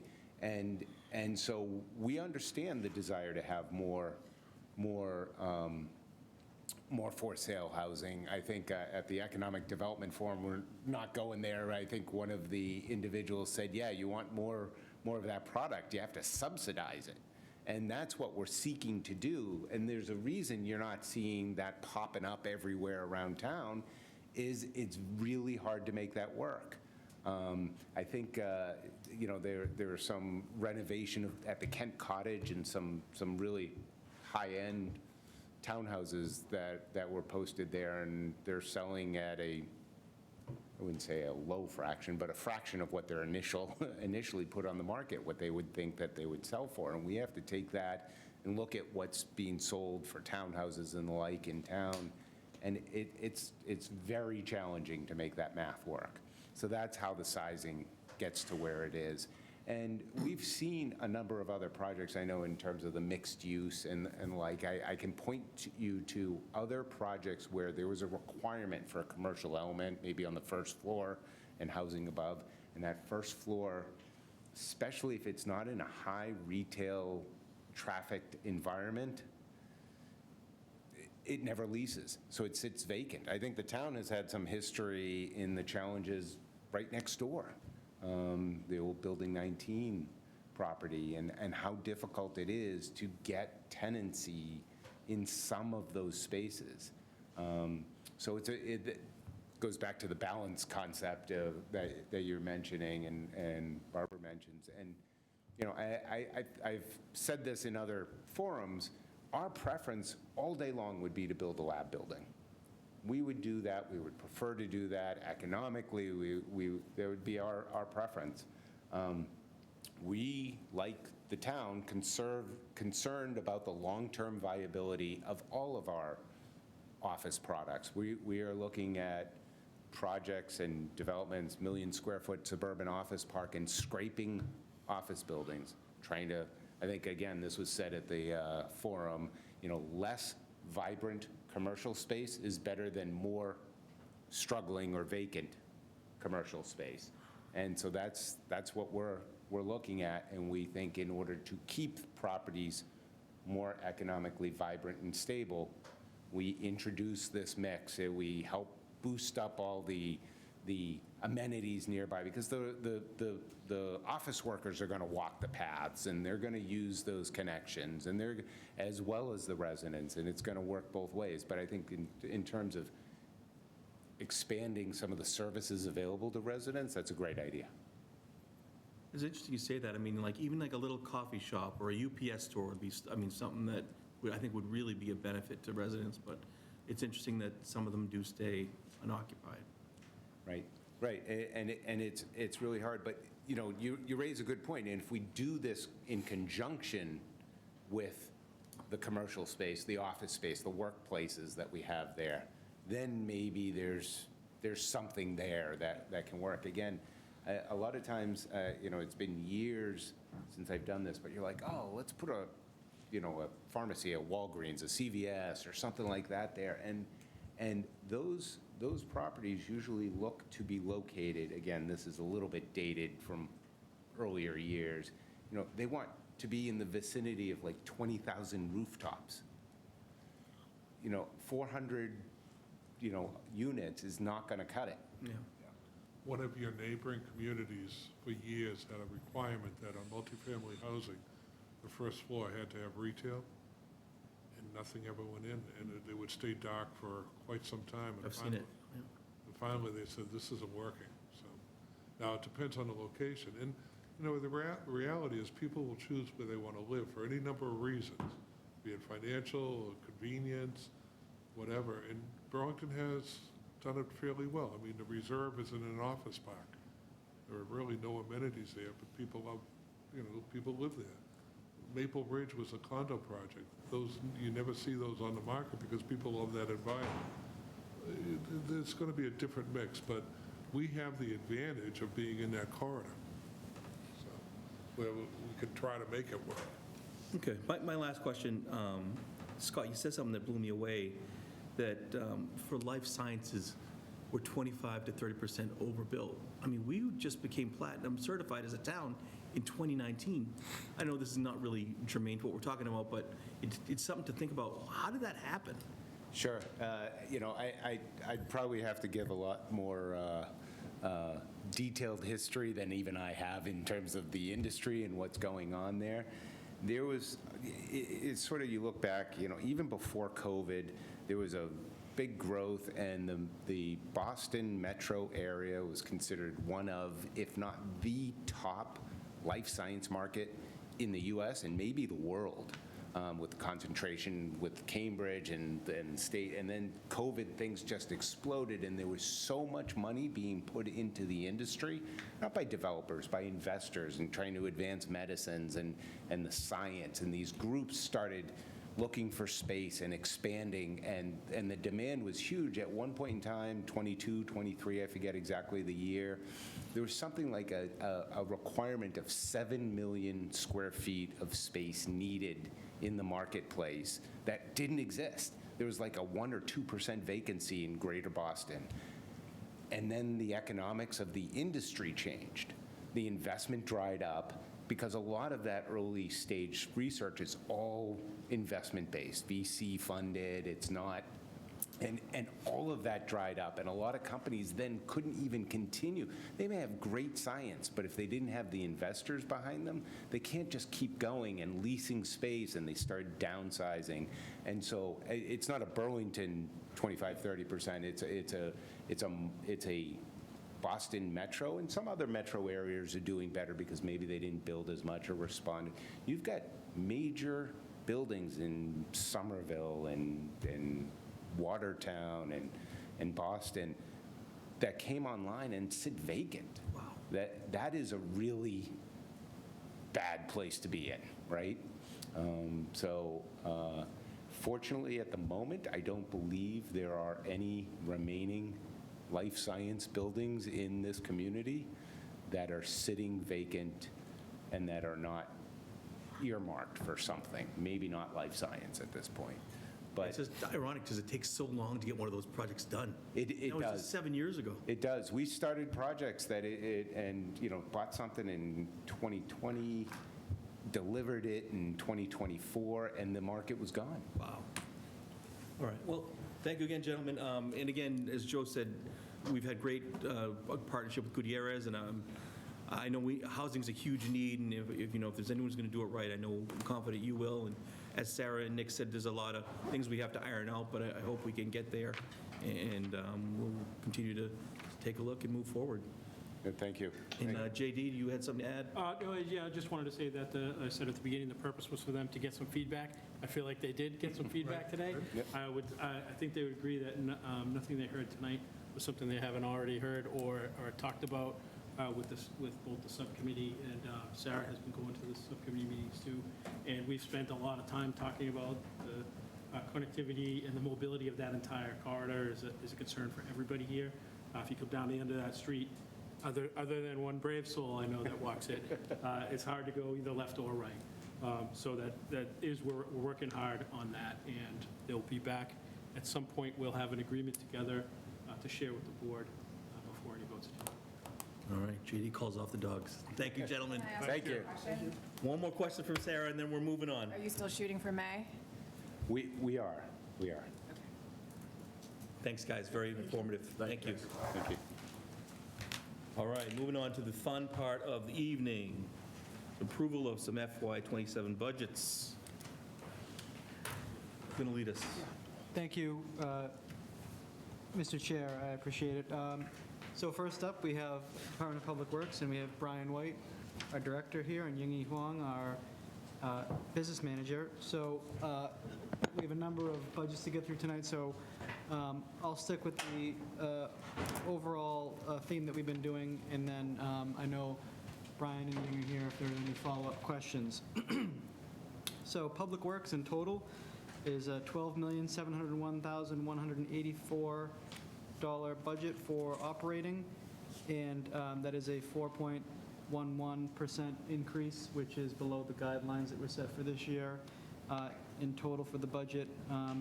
And that's actually a pretty remarkable feat considering water and sewer is connected in there, and there's a lot of activity in those accounts. But working through the divisions, engineering, total budget of $763,604 for FY27 being recommended. That's a decrease of 1.26%, or $9,754. We've got some planned retirements in engineering, so there'll be some shifting around there from the staff and the salary lines, and then small increases for software and training for that department.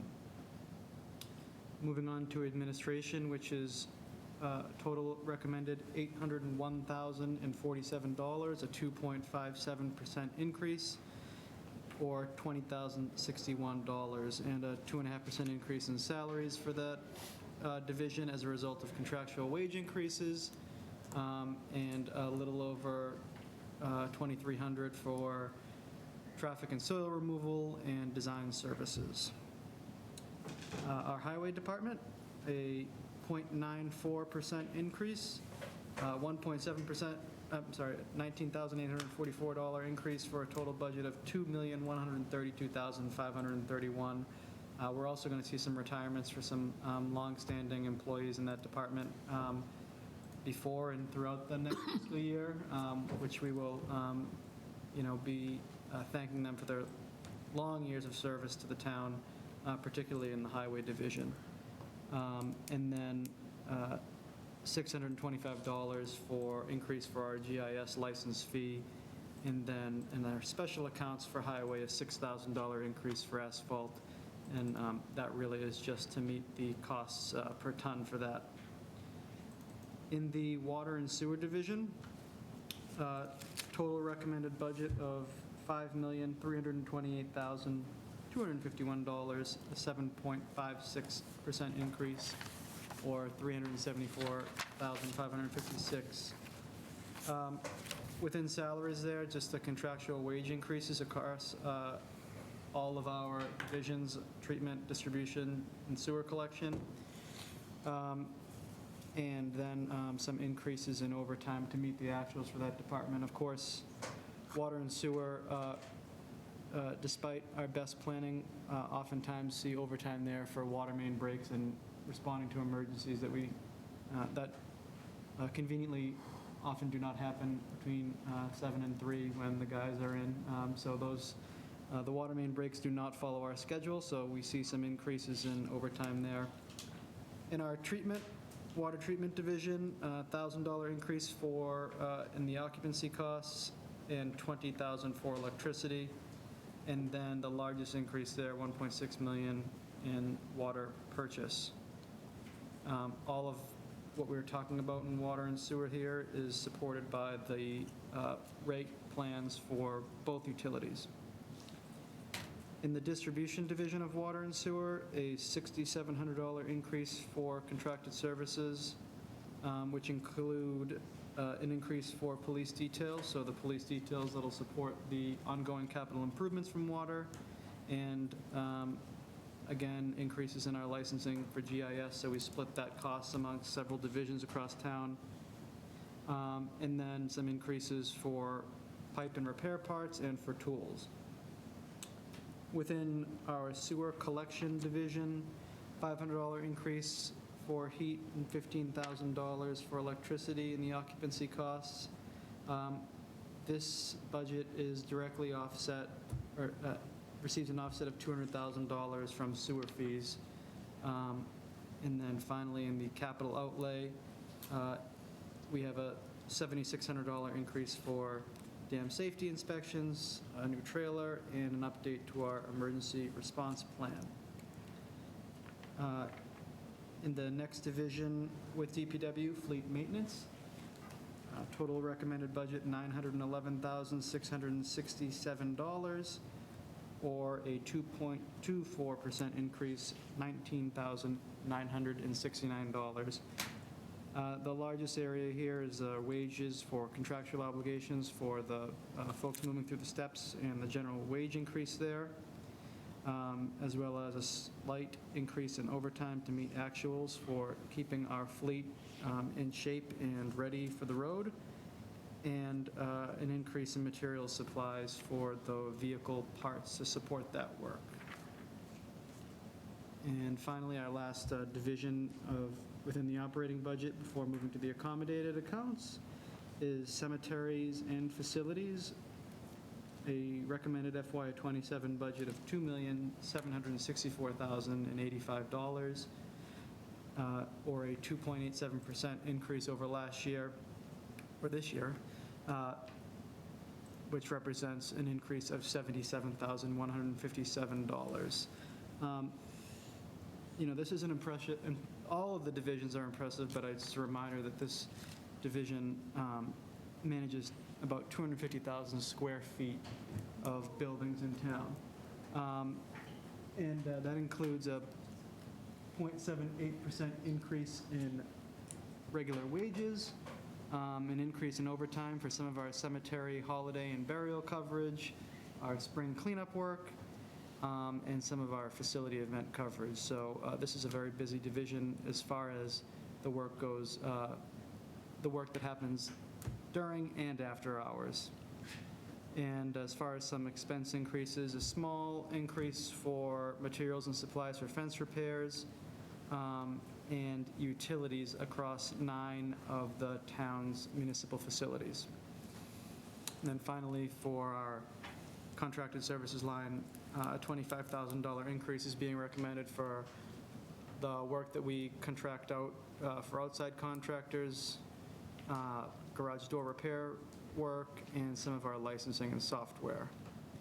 And then an increase in building and material supplies. And a lot of these increases we're seeing across this division really is representative of the costs of goods that we're seeing across all that work. A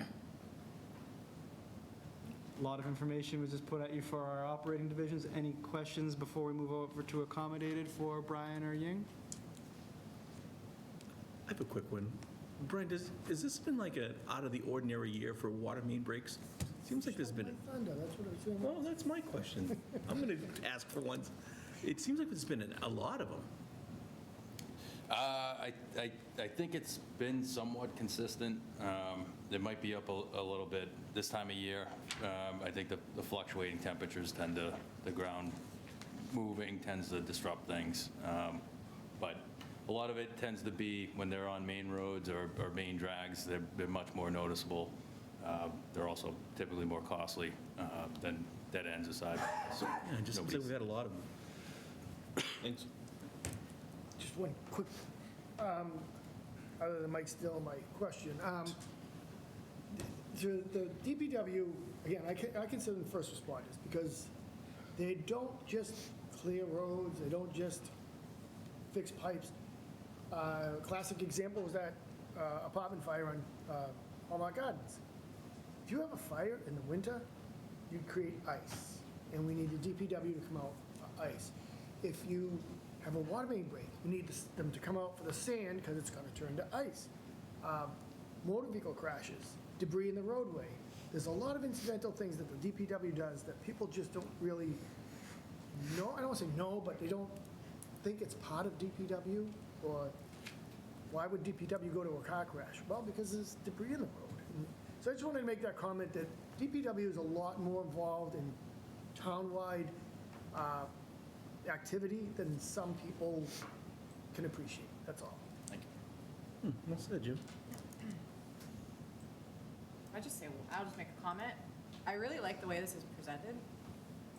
This looks new to me, the way that we're presenting this particular budget with all the different Breakdowns. Right, yeah, the breakdowns of Very all cool. the departments with the the increases and then the notes that explains. Yes. It was like, I was looking for questions to ask and it was, they were always answered. Very clear. So I just really appreciate the way this is presented. Thank you. I think we usually go through all of them, so, and then we'll vote at the end. So, moving to the accommodated, trash removal, total FY27 recommended budget of $3,664,662, an increase of 7.06% or $241,621. And this is the cost of the solid waste and recycling collection and disposal. So obviously a very important municipal service in town, highly regarded aspect of the work that the town does and that DPW manages. And so very important for everybody. The next accommodated account is streetlights, $356,375. A small decrease there of 1.14% or $4,125. And this account funds the operating costs of, and the repair and maintenance of the traffic and streetlights throughout town. And finally, our smallest accommodated account, I believe the DEP drinking water assessment And this is just a permit, $15,000 annual permit fee from the Mass DEP, which is required for the withdrawal of water from a public water resource. Any questions? Any other questions for DPW? Real quick. Oh, Nick, sorry. Trash. Contract. That's when?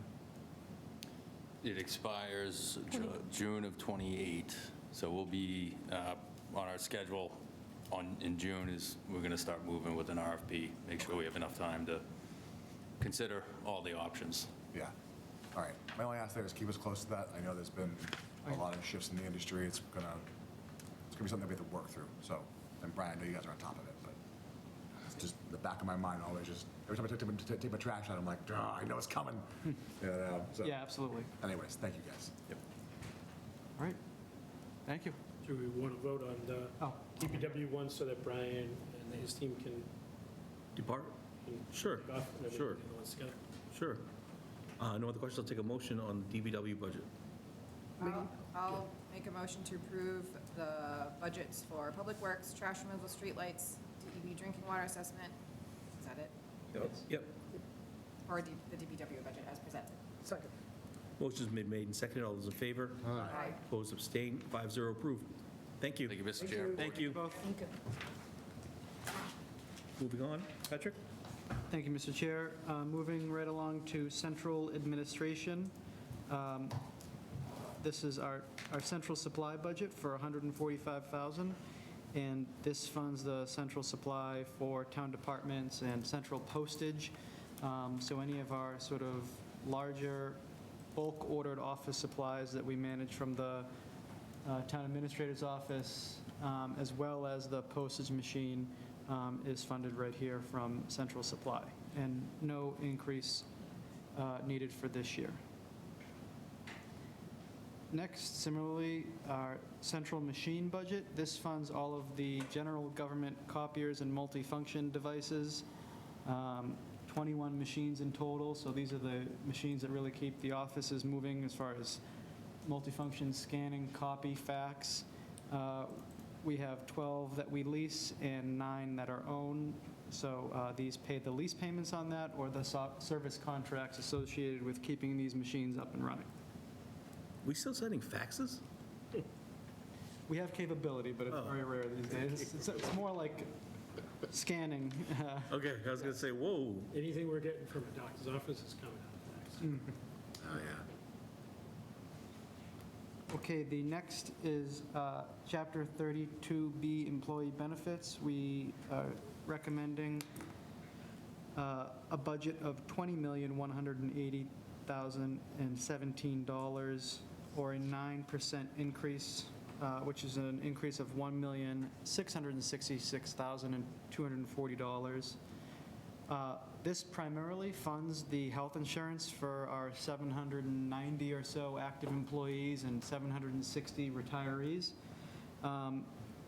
This supports the self-funded health trust that the town maintains for the active employees and the employer share of premiums for the retired plans. So all the retired plans are on traditional insurance models, and the active employees are from the health trust.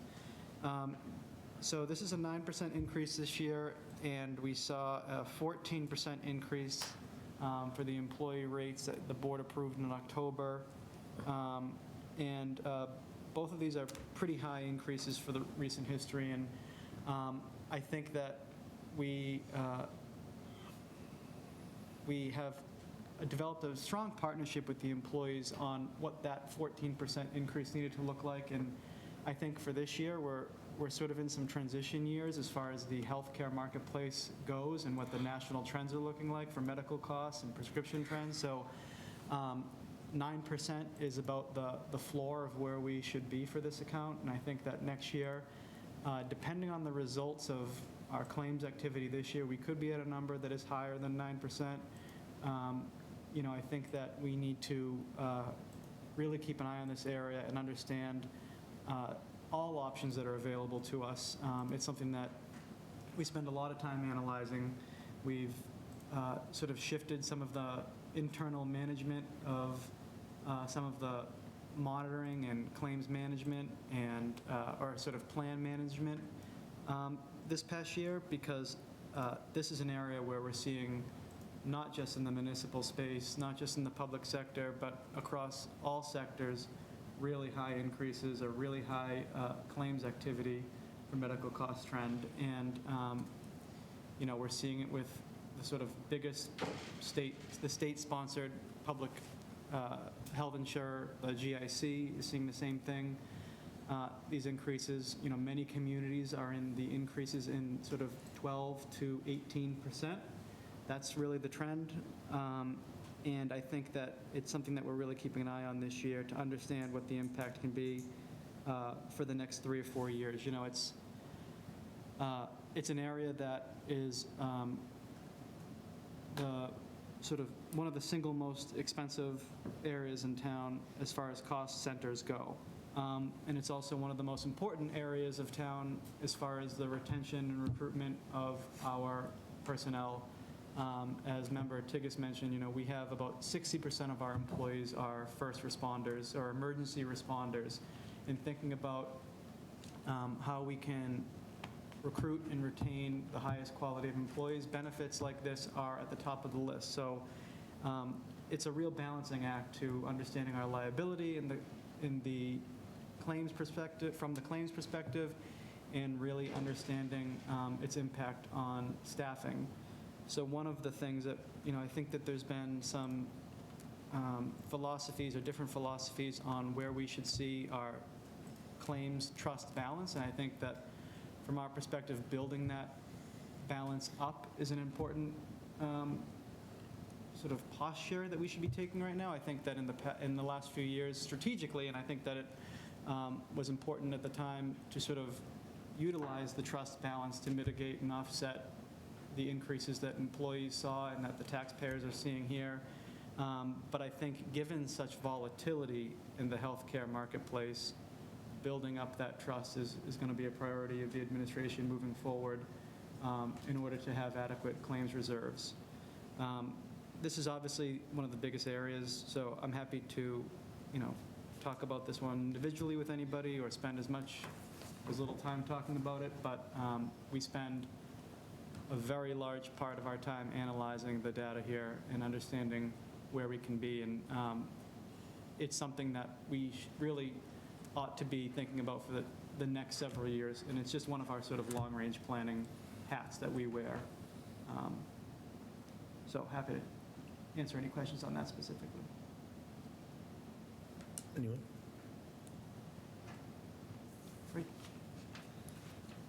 The next is our other post-employee employment benefits, or affectionately known as OPEB, for a total recommended appropriation in accordance with our sort of long-standing financing plan for that, $1,329,816, or a 9.30% increase. That's the funding plan, is to increase that by 9.3% per year.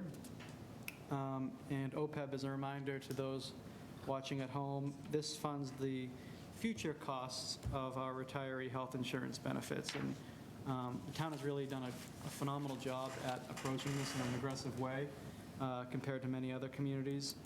So right now, the trust balance is just over $21 million, and the unfunded liability is $110 million. And the way that the actuarial valuation works is with all of the assumptions right now, assuming no changes to the funding schedule, that 9.3%, which there may be opportunity once other liabilities are paid off to accelerate that timeline, that liability is expected to be resolved in 2048. So right now, unlike retirement or pension system funding, there's not a mandated date that must have a fully funded requirement, but I think that 9.3% annual increase is an aggressive one, and we're going to start to see that that liability really come down in the next several years as that increases.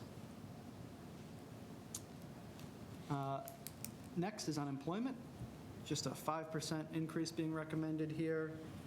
We're trying to sort of drive some metric-based increases to these benefits that have the potential to go up with other factors. So unemployment, 105,000. This is almost like a self-funded model too. We pay for unemployment claims as they happen, which is a little bit different from other private sector payers or employers. So a 5% increase there, or $5,000. The next is our town insurance and workers' compensation, $1.7 million. No increase there. I think this is an account that's been built up over the last several years, or a budget that has been built up, and we feel comfortable, thanks to a lot of analysis that Sam has done in understanding what the property and casualty and general liability coverage and needs will be, as well as workers' compensation. So really, this is to fund that workers' compensation premium, the non-public safety or non-police and fire workplace injury insurance premiums, as well as the liability and property casualty coverage on all of our buildings, equipment, vehicles, and spaces. The next is financial services. This pays for our audit. So as the town administrator let the board know earlier that and Member Tigas announced at the last meeting, we had our audit committee meeting, and there was a clean audit there in the establishment or the completion of the comprehensive annual financial report. That this fee pays for the outside auditors to come in, audit our books, make sure that our process and internal controls and accounting practices are all meeting the Government Accounting Standards Board standards. Medicare, I'm sorry. Can I ask one question about that one? Yes. It says that this funds the outside audit of the town and school department. So that's, is it just like our? All the financials, so. The annual audit is of all town finances. Yes. Is it, okay. So the school does have separate audits for the end of year report and things like that, but this is the town's comprehensive audit, includes all departments. Okay, thank you. Medicare, this funds the Medicare tax for all town and school employees, so any employee that was hired after 1986 is eligible for, any public employee is eligible for Medicare, which obviously has a significant impact on our future costs for providing health insurance. And this is based on 1.45% of regular wages. So we see recommended an increase of 5% there to match general wage adjustments. The next budget, our debt service budget. So Before we go on, I have a question. I was waiting till we got to the end of that before I became a pain in the rear end. Sarah had my question about the audit, about the school's involvement, but forgive me, 73,000 sounds like a lot for an annual audit. That's normal? We're within the realm of, okay. OPEB, everyone's favorite topic, I know. Correct me if I'm wrong, JD, I feel like in the 7 years I've been doing this, that end date's sliding from 2040 to 2048. Am I wrong in remembering that? Or like 2042 to 2040, like I feel it's just split a couple of years. I believe it has a couple of years, but I don't think it's 4. I think it was just a couple. Based on when we changed assumptions, we changed discount rate we were using. We've still remained at the 9.3% increase year over year. But the end date has gone out a couple of years, not real bad. Okay. And it was based on changes we made. Okay, so where I'm going with this is we will catch it, right? Like the goal is to actually have a real end date, not that this is just going to keep sliding in perpetuity. Yeah, I think the conversation we have probably every single year is that there's no requirement for us to do this. We're just getting ahead of the game. We do expect at some point there will be a GASB that requires us to do this, but we think it will dovetail with when your retirement system is required to be fully funded. which is 2037, 6? Yeah, that's when it's going to be funded, yeah, 2036, but 2040 is that requirement. Okay. So we think that those will happen around the same time. As we get closer to that, they'll say, okay, your retirement system has to be funded here, and now you have to start contributing to your OPEB liability, and it needs to be funded by a date that none of us will still be alive, I'm sure. Right. But, you know, a lot of talk in the industry is now people are going to redirect the resources we're not using to fund the retirement system towards something like this. So as the retirement system becomes funded in, say, 2036, 2037, that's obviously a huge amount of budget capacity that is created. Yep. And that's the concept that I think across Massachusetts people are talking about is, hey, we can maybe get this done in 4 or 5 years if we shift from funding one unfunded liability to another. So depending on how much that is and the needs of the community at the time, I think sort of will be that measurement of how aggressive to pay that down. You know, because then there may be a change in requirement that totally changes that amortization. But as far as how the trust has grown over the last several years, I mean, there is going to be sort of potential slippage in one way or the other based on market results too. So the overall economy may change that 2048 current date based on, you know, how the plan is invested. If there's a very solid year, that could advance the date. If it's a tough year, it could bring it down, so. Yeah, okay. Thank you, guys. So the next one is debt service. So a lot of exciting things happening in town that the debt service budget is obviously supporting. An increase of 10.13% or $957,000. So this funds the existing debt schedule that we have in town, as well as the anticipated debt service for the police station and bond anticipation notes or short-term borrowing for several projects that have already been approved by town meeting, the town hall and annex HVAC project, the Fox Hill Elementary School, and the middle school field reconstruction that was approved. So we are going out to borrow next month. We had a call with our financial advisors and our rating agency last week. And so we're hoping for favorable results for that debt issuance that may change some of the numbers here, but either way will allow us to be a little bit more aggressive in paying off debt if we can get a better rate. So a lot happening or being effectuated through this budget. Mr. Chairman, just to add to that, linked in your backup and also as an attachment is the debt service, lists out all the projects. So that's kind of a neat one to look at. And as you watch, you see everything above the line is the projects that we've currently bonded, and you can see when they come off, when we're done paying with them.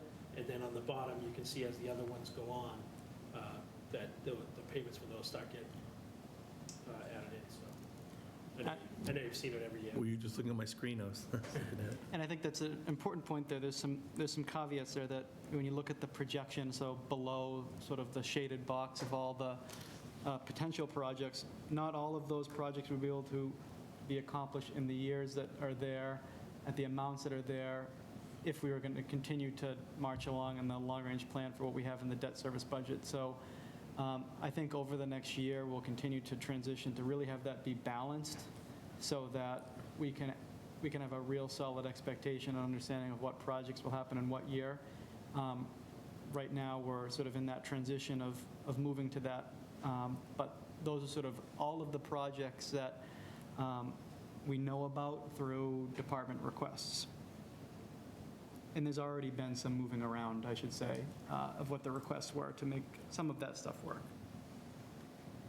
The next budget is our negotiated settlements account for a total recommendation of $745,000. This number was larger last year because it was funding contracts that were either reached a tentative agreement or were settled for the upcoming years.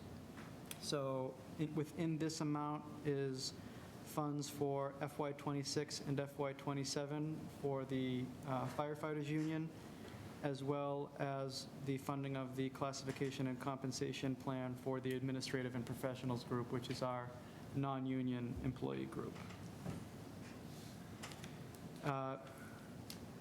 Last but not least, certainly, Middlesex retirement. This is a recommended appropriation based on the amount that the retirement system has assessed us for FY '27 for a total of $6,222,772, a 6.65% increase. So we're a member of the Middlesex retirement system.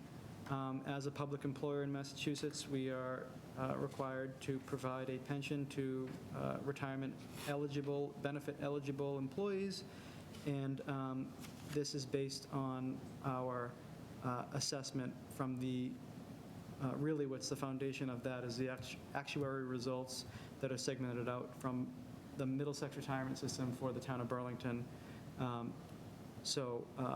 This is another one of those areas that as we get closer to the funding date and the actuarial results are updated on a biannual basis, we are keeping an eye on this because we could see that increase based on market results, based on the actuarial and the market-based assumptions.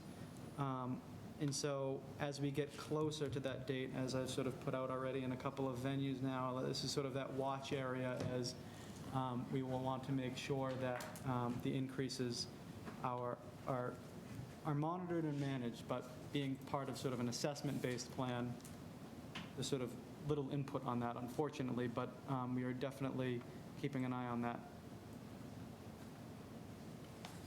So, Any questions on any of that? No? All right. I guess we'll take a motion. Mr. Chairman, I make a motion we approve the following budgets as presented.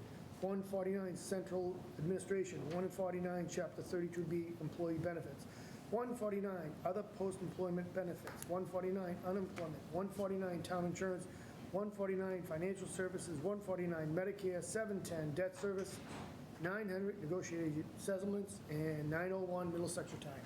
Second. Okay, so there's been a motion made and seconded to approve all the rest of the budgets. All those in favor? Aye.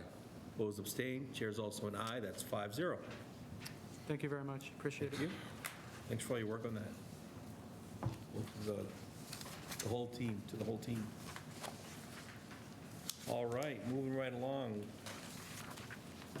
Electric sign policy for our fancy new sign. Looks great out there, by the way. Yeah, it does. Hopefully, everybody's got a chance to go by and look at it. And I got a nice, I was at the light for quite a bit this morning, so I got to see all the different things on there. Look forward to more being on there. One of the things we never closed the loop with last spring, when we reviewed the policy, we made changes at a few different meetings. We never really adopted the policy, approved the policy, in anticipation of getting flooded with requests for announcements to go up on the sign, that we better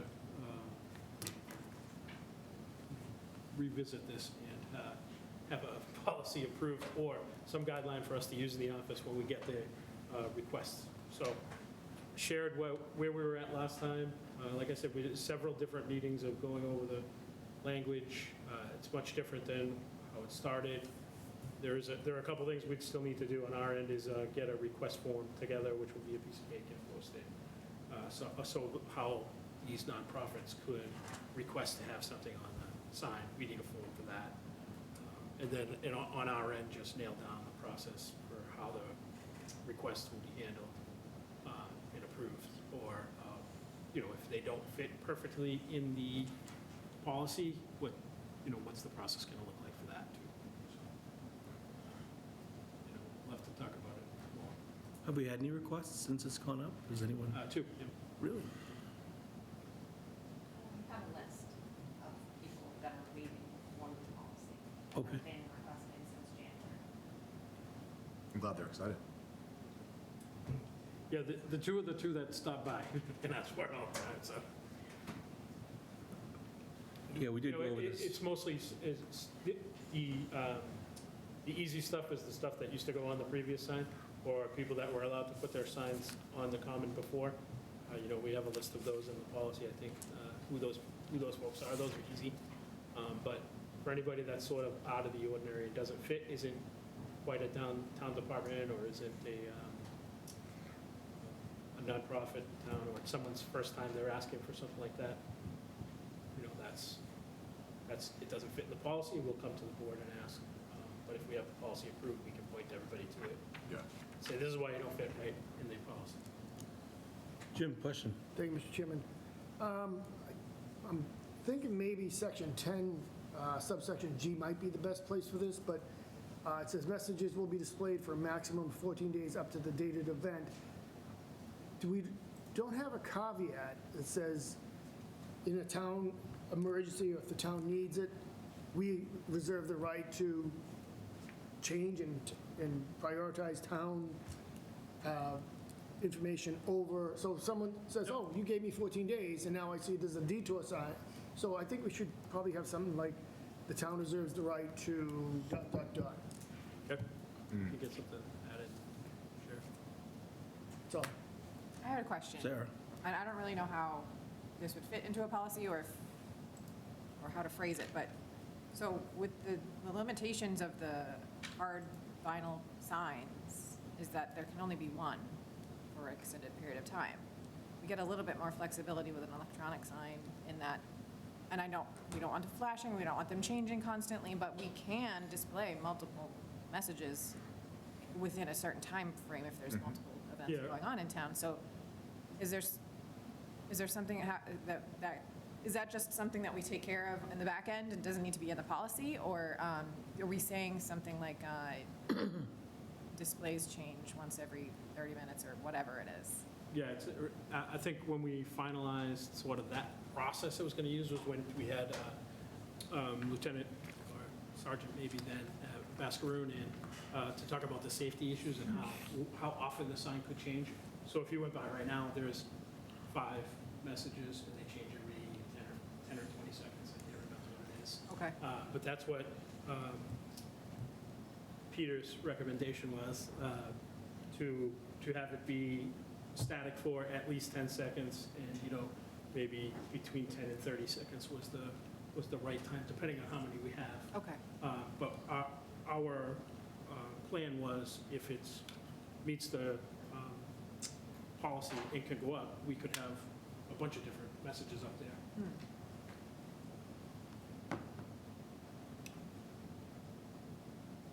Any other questions? Yeah, I don't know. Yeah, I'm good. Follow-up to Sarah. Oh, sorry. Oh, no, I have a couple things I just wanted to, so I apologize, because this was the one thing I didn't get a chance to review before the meeting, so I reviewed it while I was sitting here and made a bunch of notes. I have a handful of things that I'll just send you guys that are just like thoughts on a couple of the specific numbered bullets. So like number 13, maybe we can start adding the word values, right? So that way, like, there's a little more latitude in the way that whatever current board is making decisions, or current administration. But big stuff I want to call out now, one thing we should make sure we do is include like specifications for the applicants, as maybe as a part of the application itself, right? So X number of characters, or like, just, and like, we might not even know yet, like, we might have to test this out and see like what we're comfortable with. We should give them parameters, that way they know. It's like filling out, I'm gonna say Telegram, but like anything with a character count limit, right? Like if you're given a card with flowers, or like keep it to like, 150 characters. Yeah, I think the form was specifically where we'll be able to have that. Because Exactly. now we know what size font fits and how many words you can fit. Right. If you look now and you do the annual town election is April 11th at BHS Auditorium from 8 to 8 or whatever, that's probably the most we can fit at a font that's big enough to see it. Absolutely, yeah.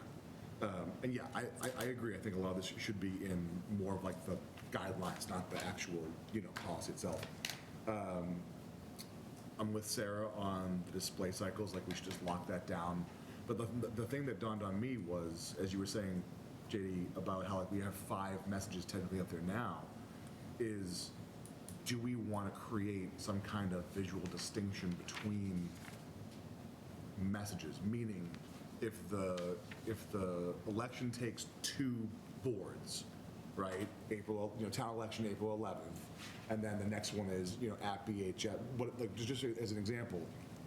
And then it goes to like a people helping people thing.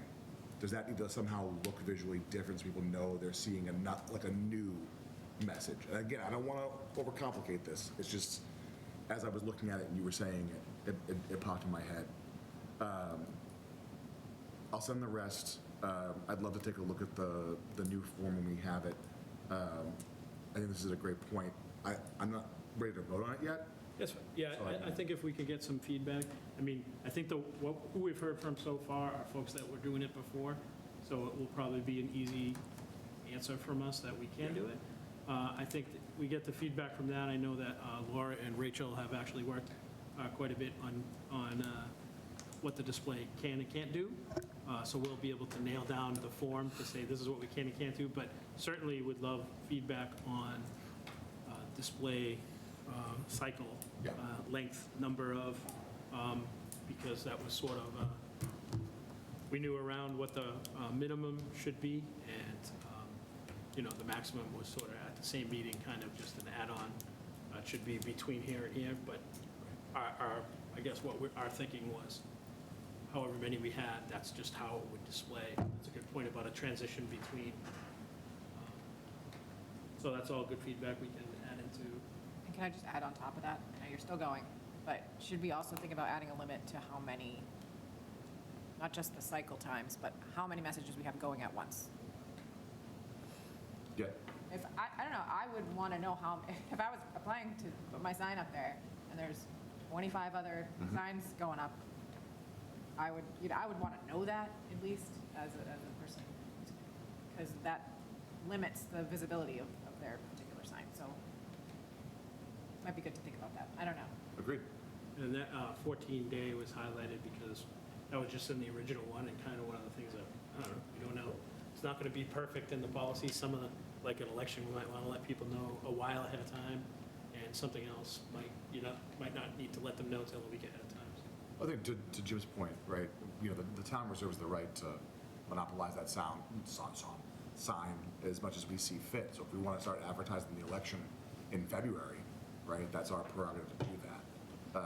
But I think that 14 days preceding an event, especially, is, in today's day and age where this is just one of multiple mediums that folks can find themselves in, that's ample, time for that, so. Great. Jim? Thanks, Chairman. Let's follow up on what Sarah said. I was thinking maybe a couple things. We're limited to like 15 seconds, but maybe no more than 4 minutes. The reason why I say that is someone's at the red light and we've got 5, 6, 7 messages going. They might sit at the red light and wait for the next message to pop up. Who's that board? What's that? Who's that board? How many people do you have to beep because they're still at the red light and they're on their phone or whatever, maybe? But maybe some sort of limitation like that, no more than 4 at a time, just throwing that out there. But what I think we need to do is build in like, subject to a 60 or 90-day review so that we can see what's working, what's not working, and alter it or adjust it in that 60 or 90-day, at that 60 or 90-day meeting. Okay. Any other? So I think the way to share feedback is to just email Lynn and me and Patrick, maybe copy Laura on it too. We'll all kind of stay in the loop and get a new draft with any recommended changes in front of you. I think it was more important to get this back on the front burner and to say, we're going to have requests. Right. We're going to follow the way we used to do it until this is finalized. Yeah, get it back on our minds. All right, yeah, so any other feedback, we can just email to Lynn, John, and Patrick, and Laura. All right, moving on for an update. Senior tax relief. Thank you, Mr. Chair. Just got a presentation up here.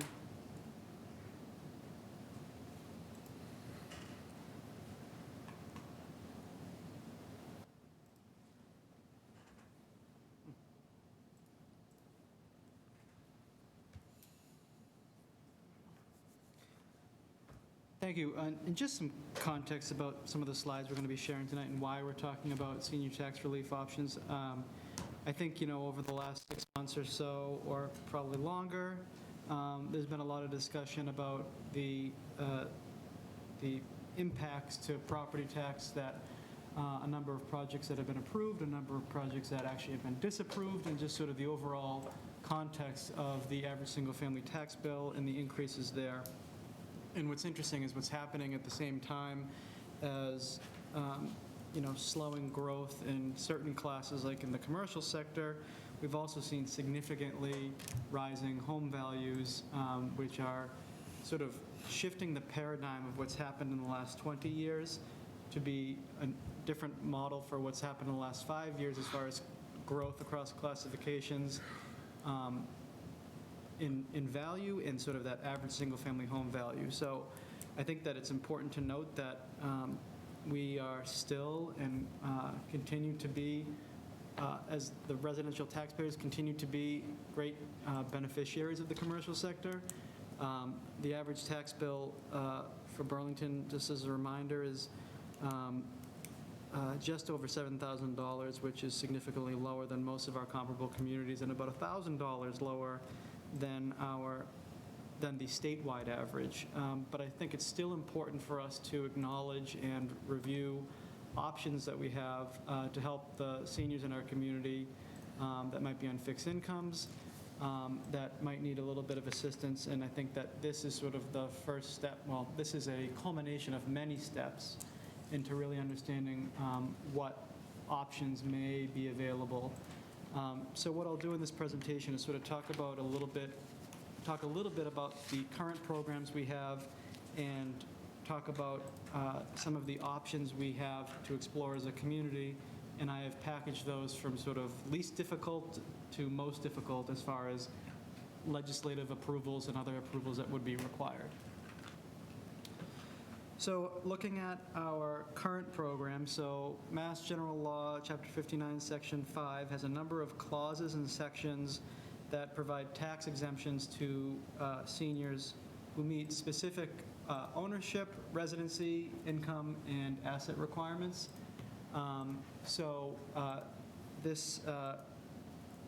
These are outlined on the screen, and these may be a surviving spouse. So if you're 70 or older, you're eligible for $350, and the asset limit is $40,000. And for tax deferral, which I believe we do not currently have anybody enrolled in this right now, this provides relief of up to 100% of your taxes, but has a maximum income of $40,000. And then we look at our 41C exemptions. These are for seniors. So the statute that the state has is 70 or older, and Burlington and many other communities have opted to offer that relief to residents who are 65 or older.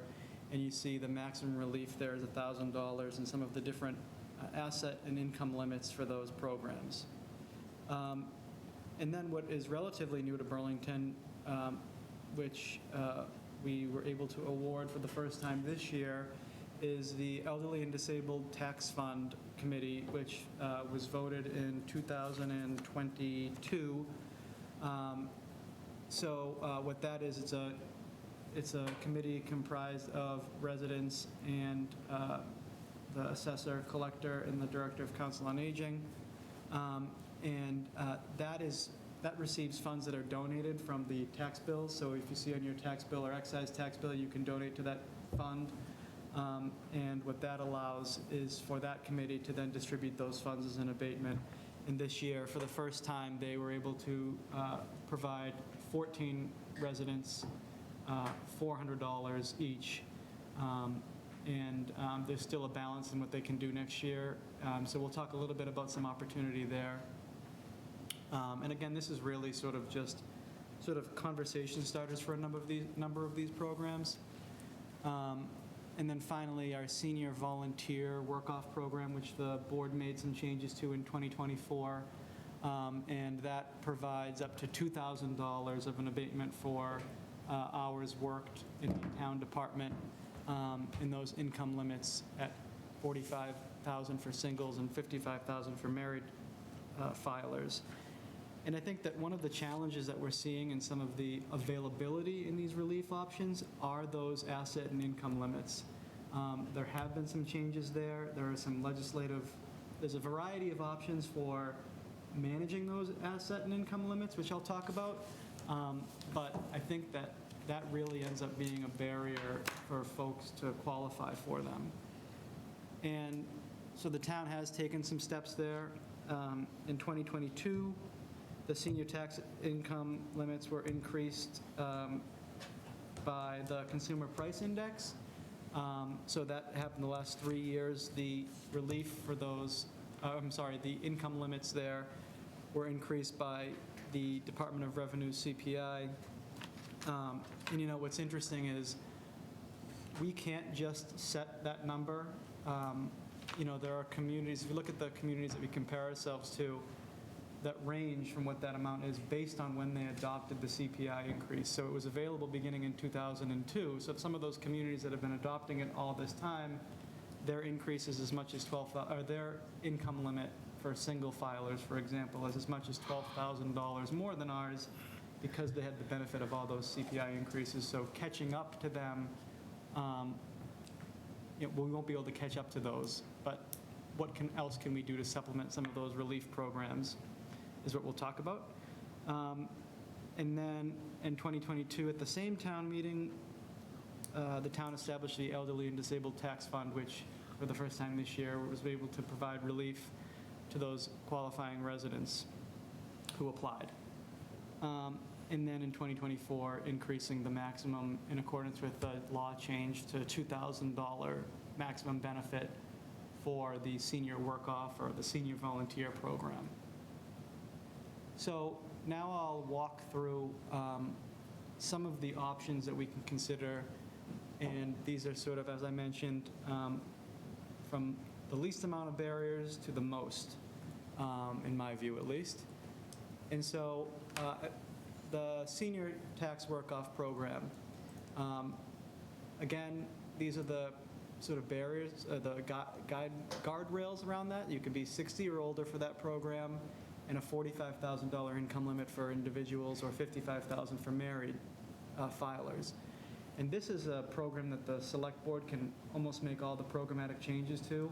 It can change the income limit, and you've already exercised how much you can increase the value of the relief by. But it's important to note that any expansion on that, we have to fund it through our allowance for abatement budget. So that's not sort of charged to department budgets, but this may be an area, I think this is probably the best area that we may be able to effectuate the amount of change in changing the income limit. So there's some metrics to be working to look at there. As far as the income limit, it might be good to tie that to the state circuit breaker, which is sort of a measurement for a number of relief programs.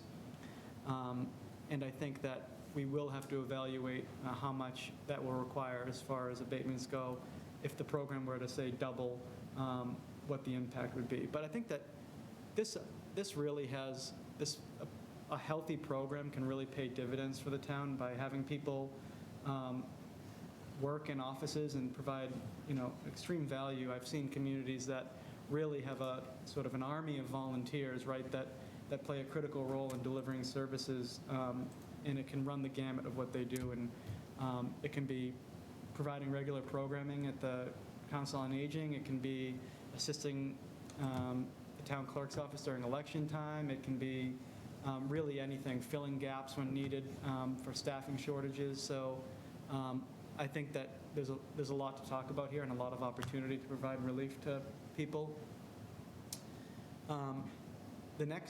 So the Elderly and Disabled Tax Fund, that committee has been discussing for some time, how can they look to generate what I'll call, for lack of a better phrase, almost seed money, right? To incentivize people to donate to that, whether it's $5 or $10 on their tax bill.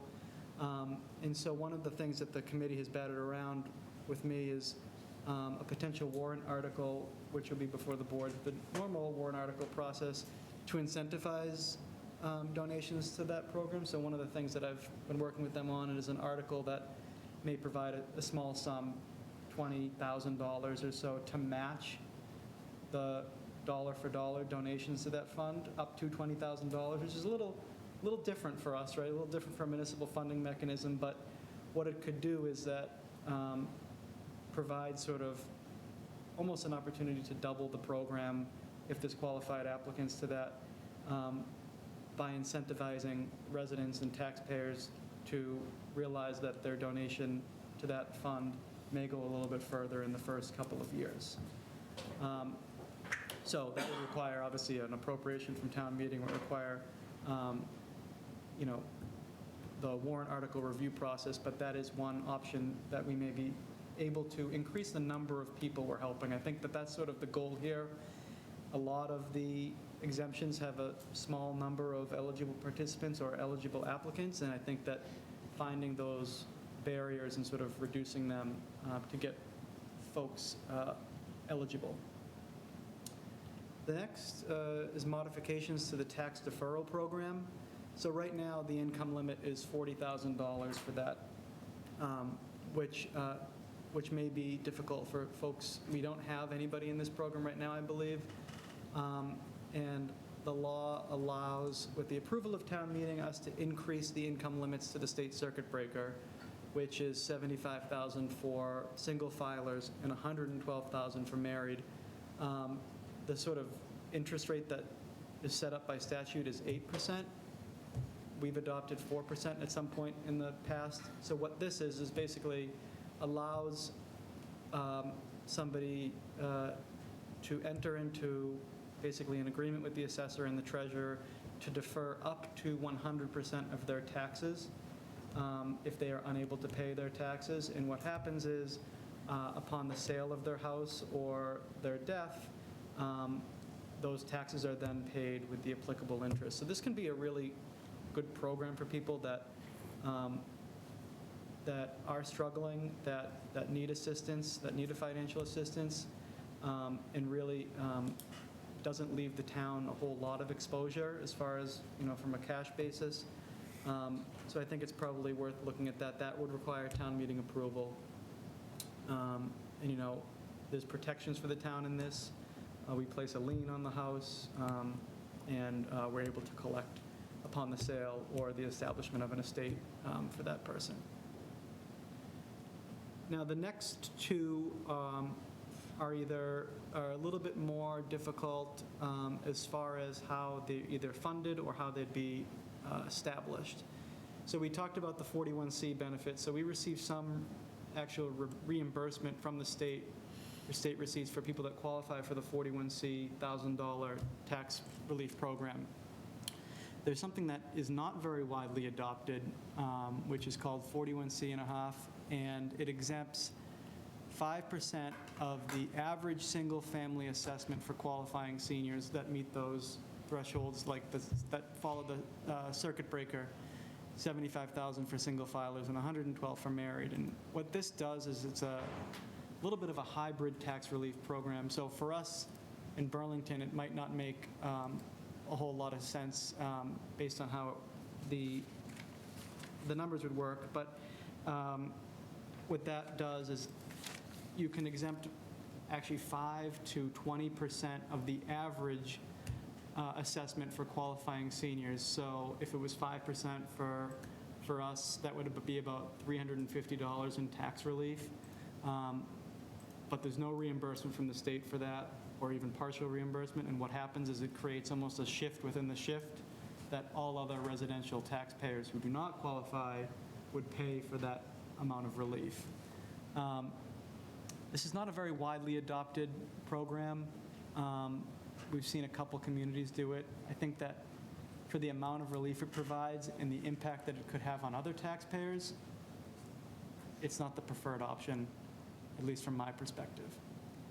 Then the most, what I'll call difficult, but still meaningful program is a senior means tested exemption. So there are a number of communities in Massachusetts that have a senior means-tested exemption, which matches the state's circuit breaker tax credit, which is a program from the Commonwealth of Massachusetts that has a cap of $2,820. That was doubled in 2022. So for that, there are a number of qualifications to be eligible there, and I've listed sort of the most prominent elements: the 65 or older, $75,000 income for individual, 112 for merit. You've seen these numbers a number of times, and the assessed value of the home cannot be more than about $1.3 million.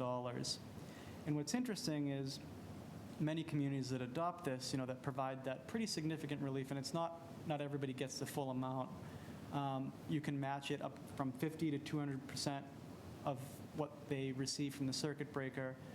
But an interesting part for Burlington taxpayers that may find it difficult is that the property tax bill, because our taxes are lower than many of our comparable communities, the property tax bill and half of the water and sewer bill must exceed 10% of income. So for married filers, if they're right at that amount at $112,000, or say they're at the max, right, $110,000, $112,000, they may not qualify. So I think that what might happen here, and what you see for communities that have this, say they have 300 people that qualify for the means-tested exemption at the state, there may be other qualifications, like you have to live in Burlington for 10 years consecutively, or you can't be in a trust, or what happens in the communities is there's more stringent qualifications than there are for the state. So not everybody that qualifies at the state qualifies for the local option. And then, it's not automatic either. There's an application process, and I think people are sort of less apt at providing their taxes to local government than they are to state government. So there's that application process. So, again, this may not provide the numbers as far as individuals that would qualify. And this requires approval through the legislature, so the House and the Senate has to approve this. I've been through that legislative process a couple times, and the fastest, it was about 2 years to get through the renewal of that, so not even the first time. These have to be renewed every 5 years. There is some pending legislation that would require us not to go to the legislature for this, but I'm not sure where that's going to end up. Again, it's a meaningful tax relief program, but not necessary, but it has the sort of most barriers to actually becoming law. And then finally, what would the timeline look for potential options? And I'll make sure this presentation is also in the drive and send it to you all so you can see. At May town meeting, there's likely going to be an article for those matching funds to grow the elderly and disabled tax relief program. I think that if we want to pursue changes to those options, we would look at a September town meeting timeframe. For point of reference, we'll really know what the average tax bill impact is for FY27, and layering on this, the projects that have been accomplished within the levy in that November timeframe. And then as a point of information, that January 1 is when the application period opens for that tax relief fund. And I want to thank the committee members that did a lot of work on that. They developed with Laura an online application. For the first time, I think that they did a really exceptional job at working through that. So again, this is really sort of a conversation starter on a number of these options, and I know that it's something that we've been hearing about, so we wanted to sort of put some options out there for the first time, and happy to dive into any of these tonight or at other meetings to really explore what might be the pleasure of the board to move forward. Okay, any questions or comments? Nick? I can kick it off. Patrick, thank you. This is a lot. I appreciate it. Again, I'm just taking notes while you were talking, so this is going to be kind of stream of conscious. I think out of the gate, I don't know that I mean, we do, I'm sure we do, know how many folks are taking advantage of which current programs exist, right? Yes, we do. I think it's a real easy way for us to work with Laura and Marge to get folks educated on those programs that maybe not, like, my parents are in their early 70s, don't use the COA, right? Like, that's just not their bag right now. It's fine, right? Like, but like, there's absolutely a population of seniors who are not taking advantage of, you know, programs that the town has that aren't going to know that these things exist unless they happen to ask a question when they're paying their taxes, right? So definitely like a window, like a gap there that I think we can shrink. The 41A tax deferral program. I want to say like I remember setting that in 22 and saying like that was like a good place to kind of be with the doubling of the funds. Like that made a lot of sense. I think at the time, it may be time to reconsider that, right? But man, oh man, like every option, the clear barriers are income, right? Property value, like these are things that like we currently can't get away from, you know, and that's gonna like people could be like, oh great, you have these programs, but I can't use them, right? And that's a huge barrier. So I mean, like something actually Mike and I had talked about before the meeting, not about this, but around the notion of petitioning the state. Because I think this might be a thing for the board to get behind and say, hey, like we have a large senior population in our community. We can't be the only ones, obviously. Help us out here, you know, take some more decisive, quicker action around, you know, bumping the income so that, you know, seniors can take advantage of these programs. Because again, it's only been, if it's capped at, was it 2,800? Right? One of them was? For the means tested, yep. Yeah, you know, so $2,000, 2,800, depending on the program, like, okay, great, congratulations, a few more seniors got to save $2,000. Like, that's a big deal to those people, you know? And when we talk about, you know, the way things are moving right now and trying to help people, our hands are tied at the local level because of the current laws of the state. So, like, I feel like as a board, we could absolutely petition the state to say, hey, please reconsider this in a more timely manner. I was just reading an article the other day that they're saying, you know, it's possible for us to see another 4 to 5%, you know, increase in inflation, you know, over the next year, 2 years, right? Ooh, you know what I mean? Like, that's crazy. People on fixed incomes are not going to be able to deal with that. You know, I mean, people without fixed incomes are some of us, they're just making do with, you know, the way things are. So, a lot of great information. I absolutely want to keep it going, you know, and beyond kind of like looking at things that we can initiate today, I think this board needs to take a look at, you know, asking the state to make some serious reconsiderations. Thank you, guys. Just one quick one. Is Social Security income considered income?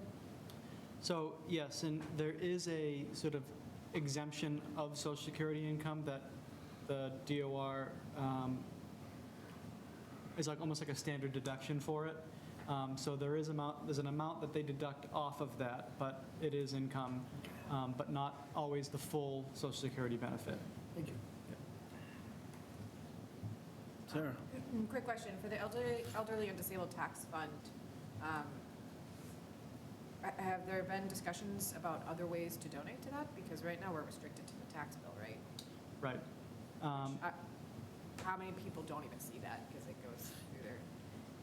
Yeah, well, what's nice is the biggest problem with that is most people that have their taxes paid by their mortgage servicer might not even open their real estate tax bill.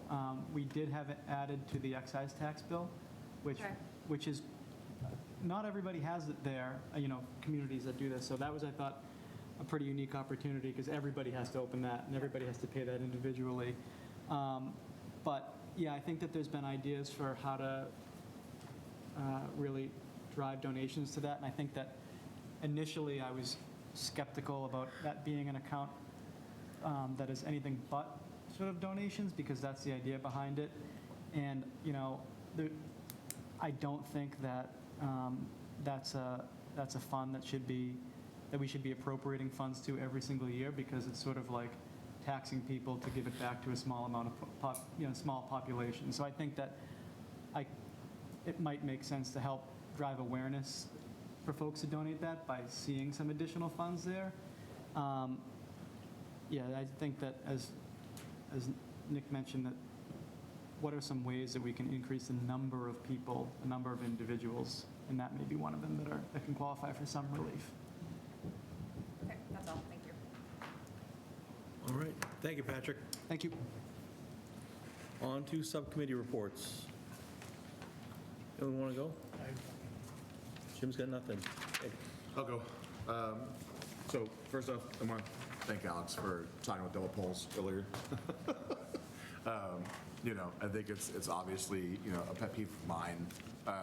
And, when it comes to action, we're working, to hopefully sit down with some folks to have some discussions around getting better insight into kind of like where the polls are and what order they kind of, are going to be replacing and who's next on that list to manage it. So, when we talk about next steps, accountability and action, so we can take some action there. I feel like everyone wants to talk about the economic summit, so I'm not going to say a lot. I just want to say it was great. I really appreciate Melissa and Kelly putting it together. I really appreciate everyone who came and attended. It was very well attended. And I think that, there's a lot of opportunity coming out of that. And if folks, residents, have the opportunity, I would say go back and watch it, because, it really kind of set a precedent for how we as a community can continue to move forward and be proactive as the world changes. And then I'll keep this simple. Election coming up in a couple weeks, April 11th. Please, if you're not going to be doing early voting, turn up on the 11th. The high school, 8 a.m. to 8 p.m. Polls are open all day. Get out and vote, please, in your local elections. That's all I got. Thank you, Nick. Joe? Just something real quick. We talked about hockey and everything last weekend, but I just want to mention there's two kids a couple weeks ago, probably in high school, Cam Bonnell, 165-pound class, and Max Schwartzman, whose father works downstairs, 106 class, won the states. Great. So they're both number one in the state. Awesome. I just wanted to mention that.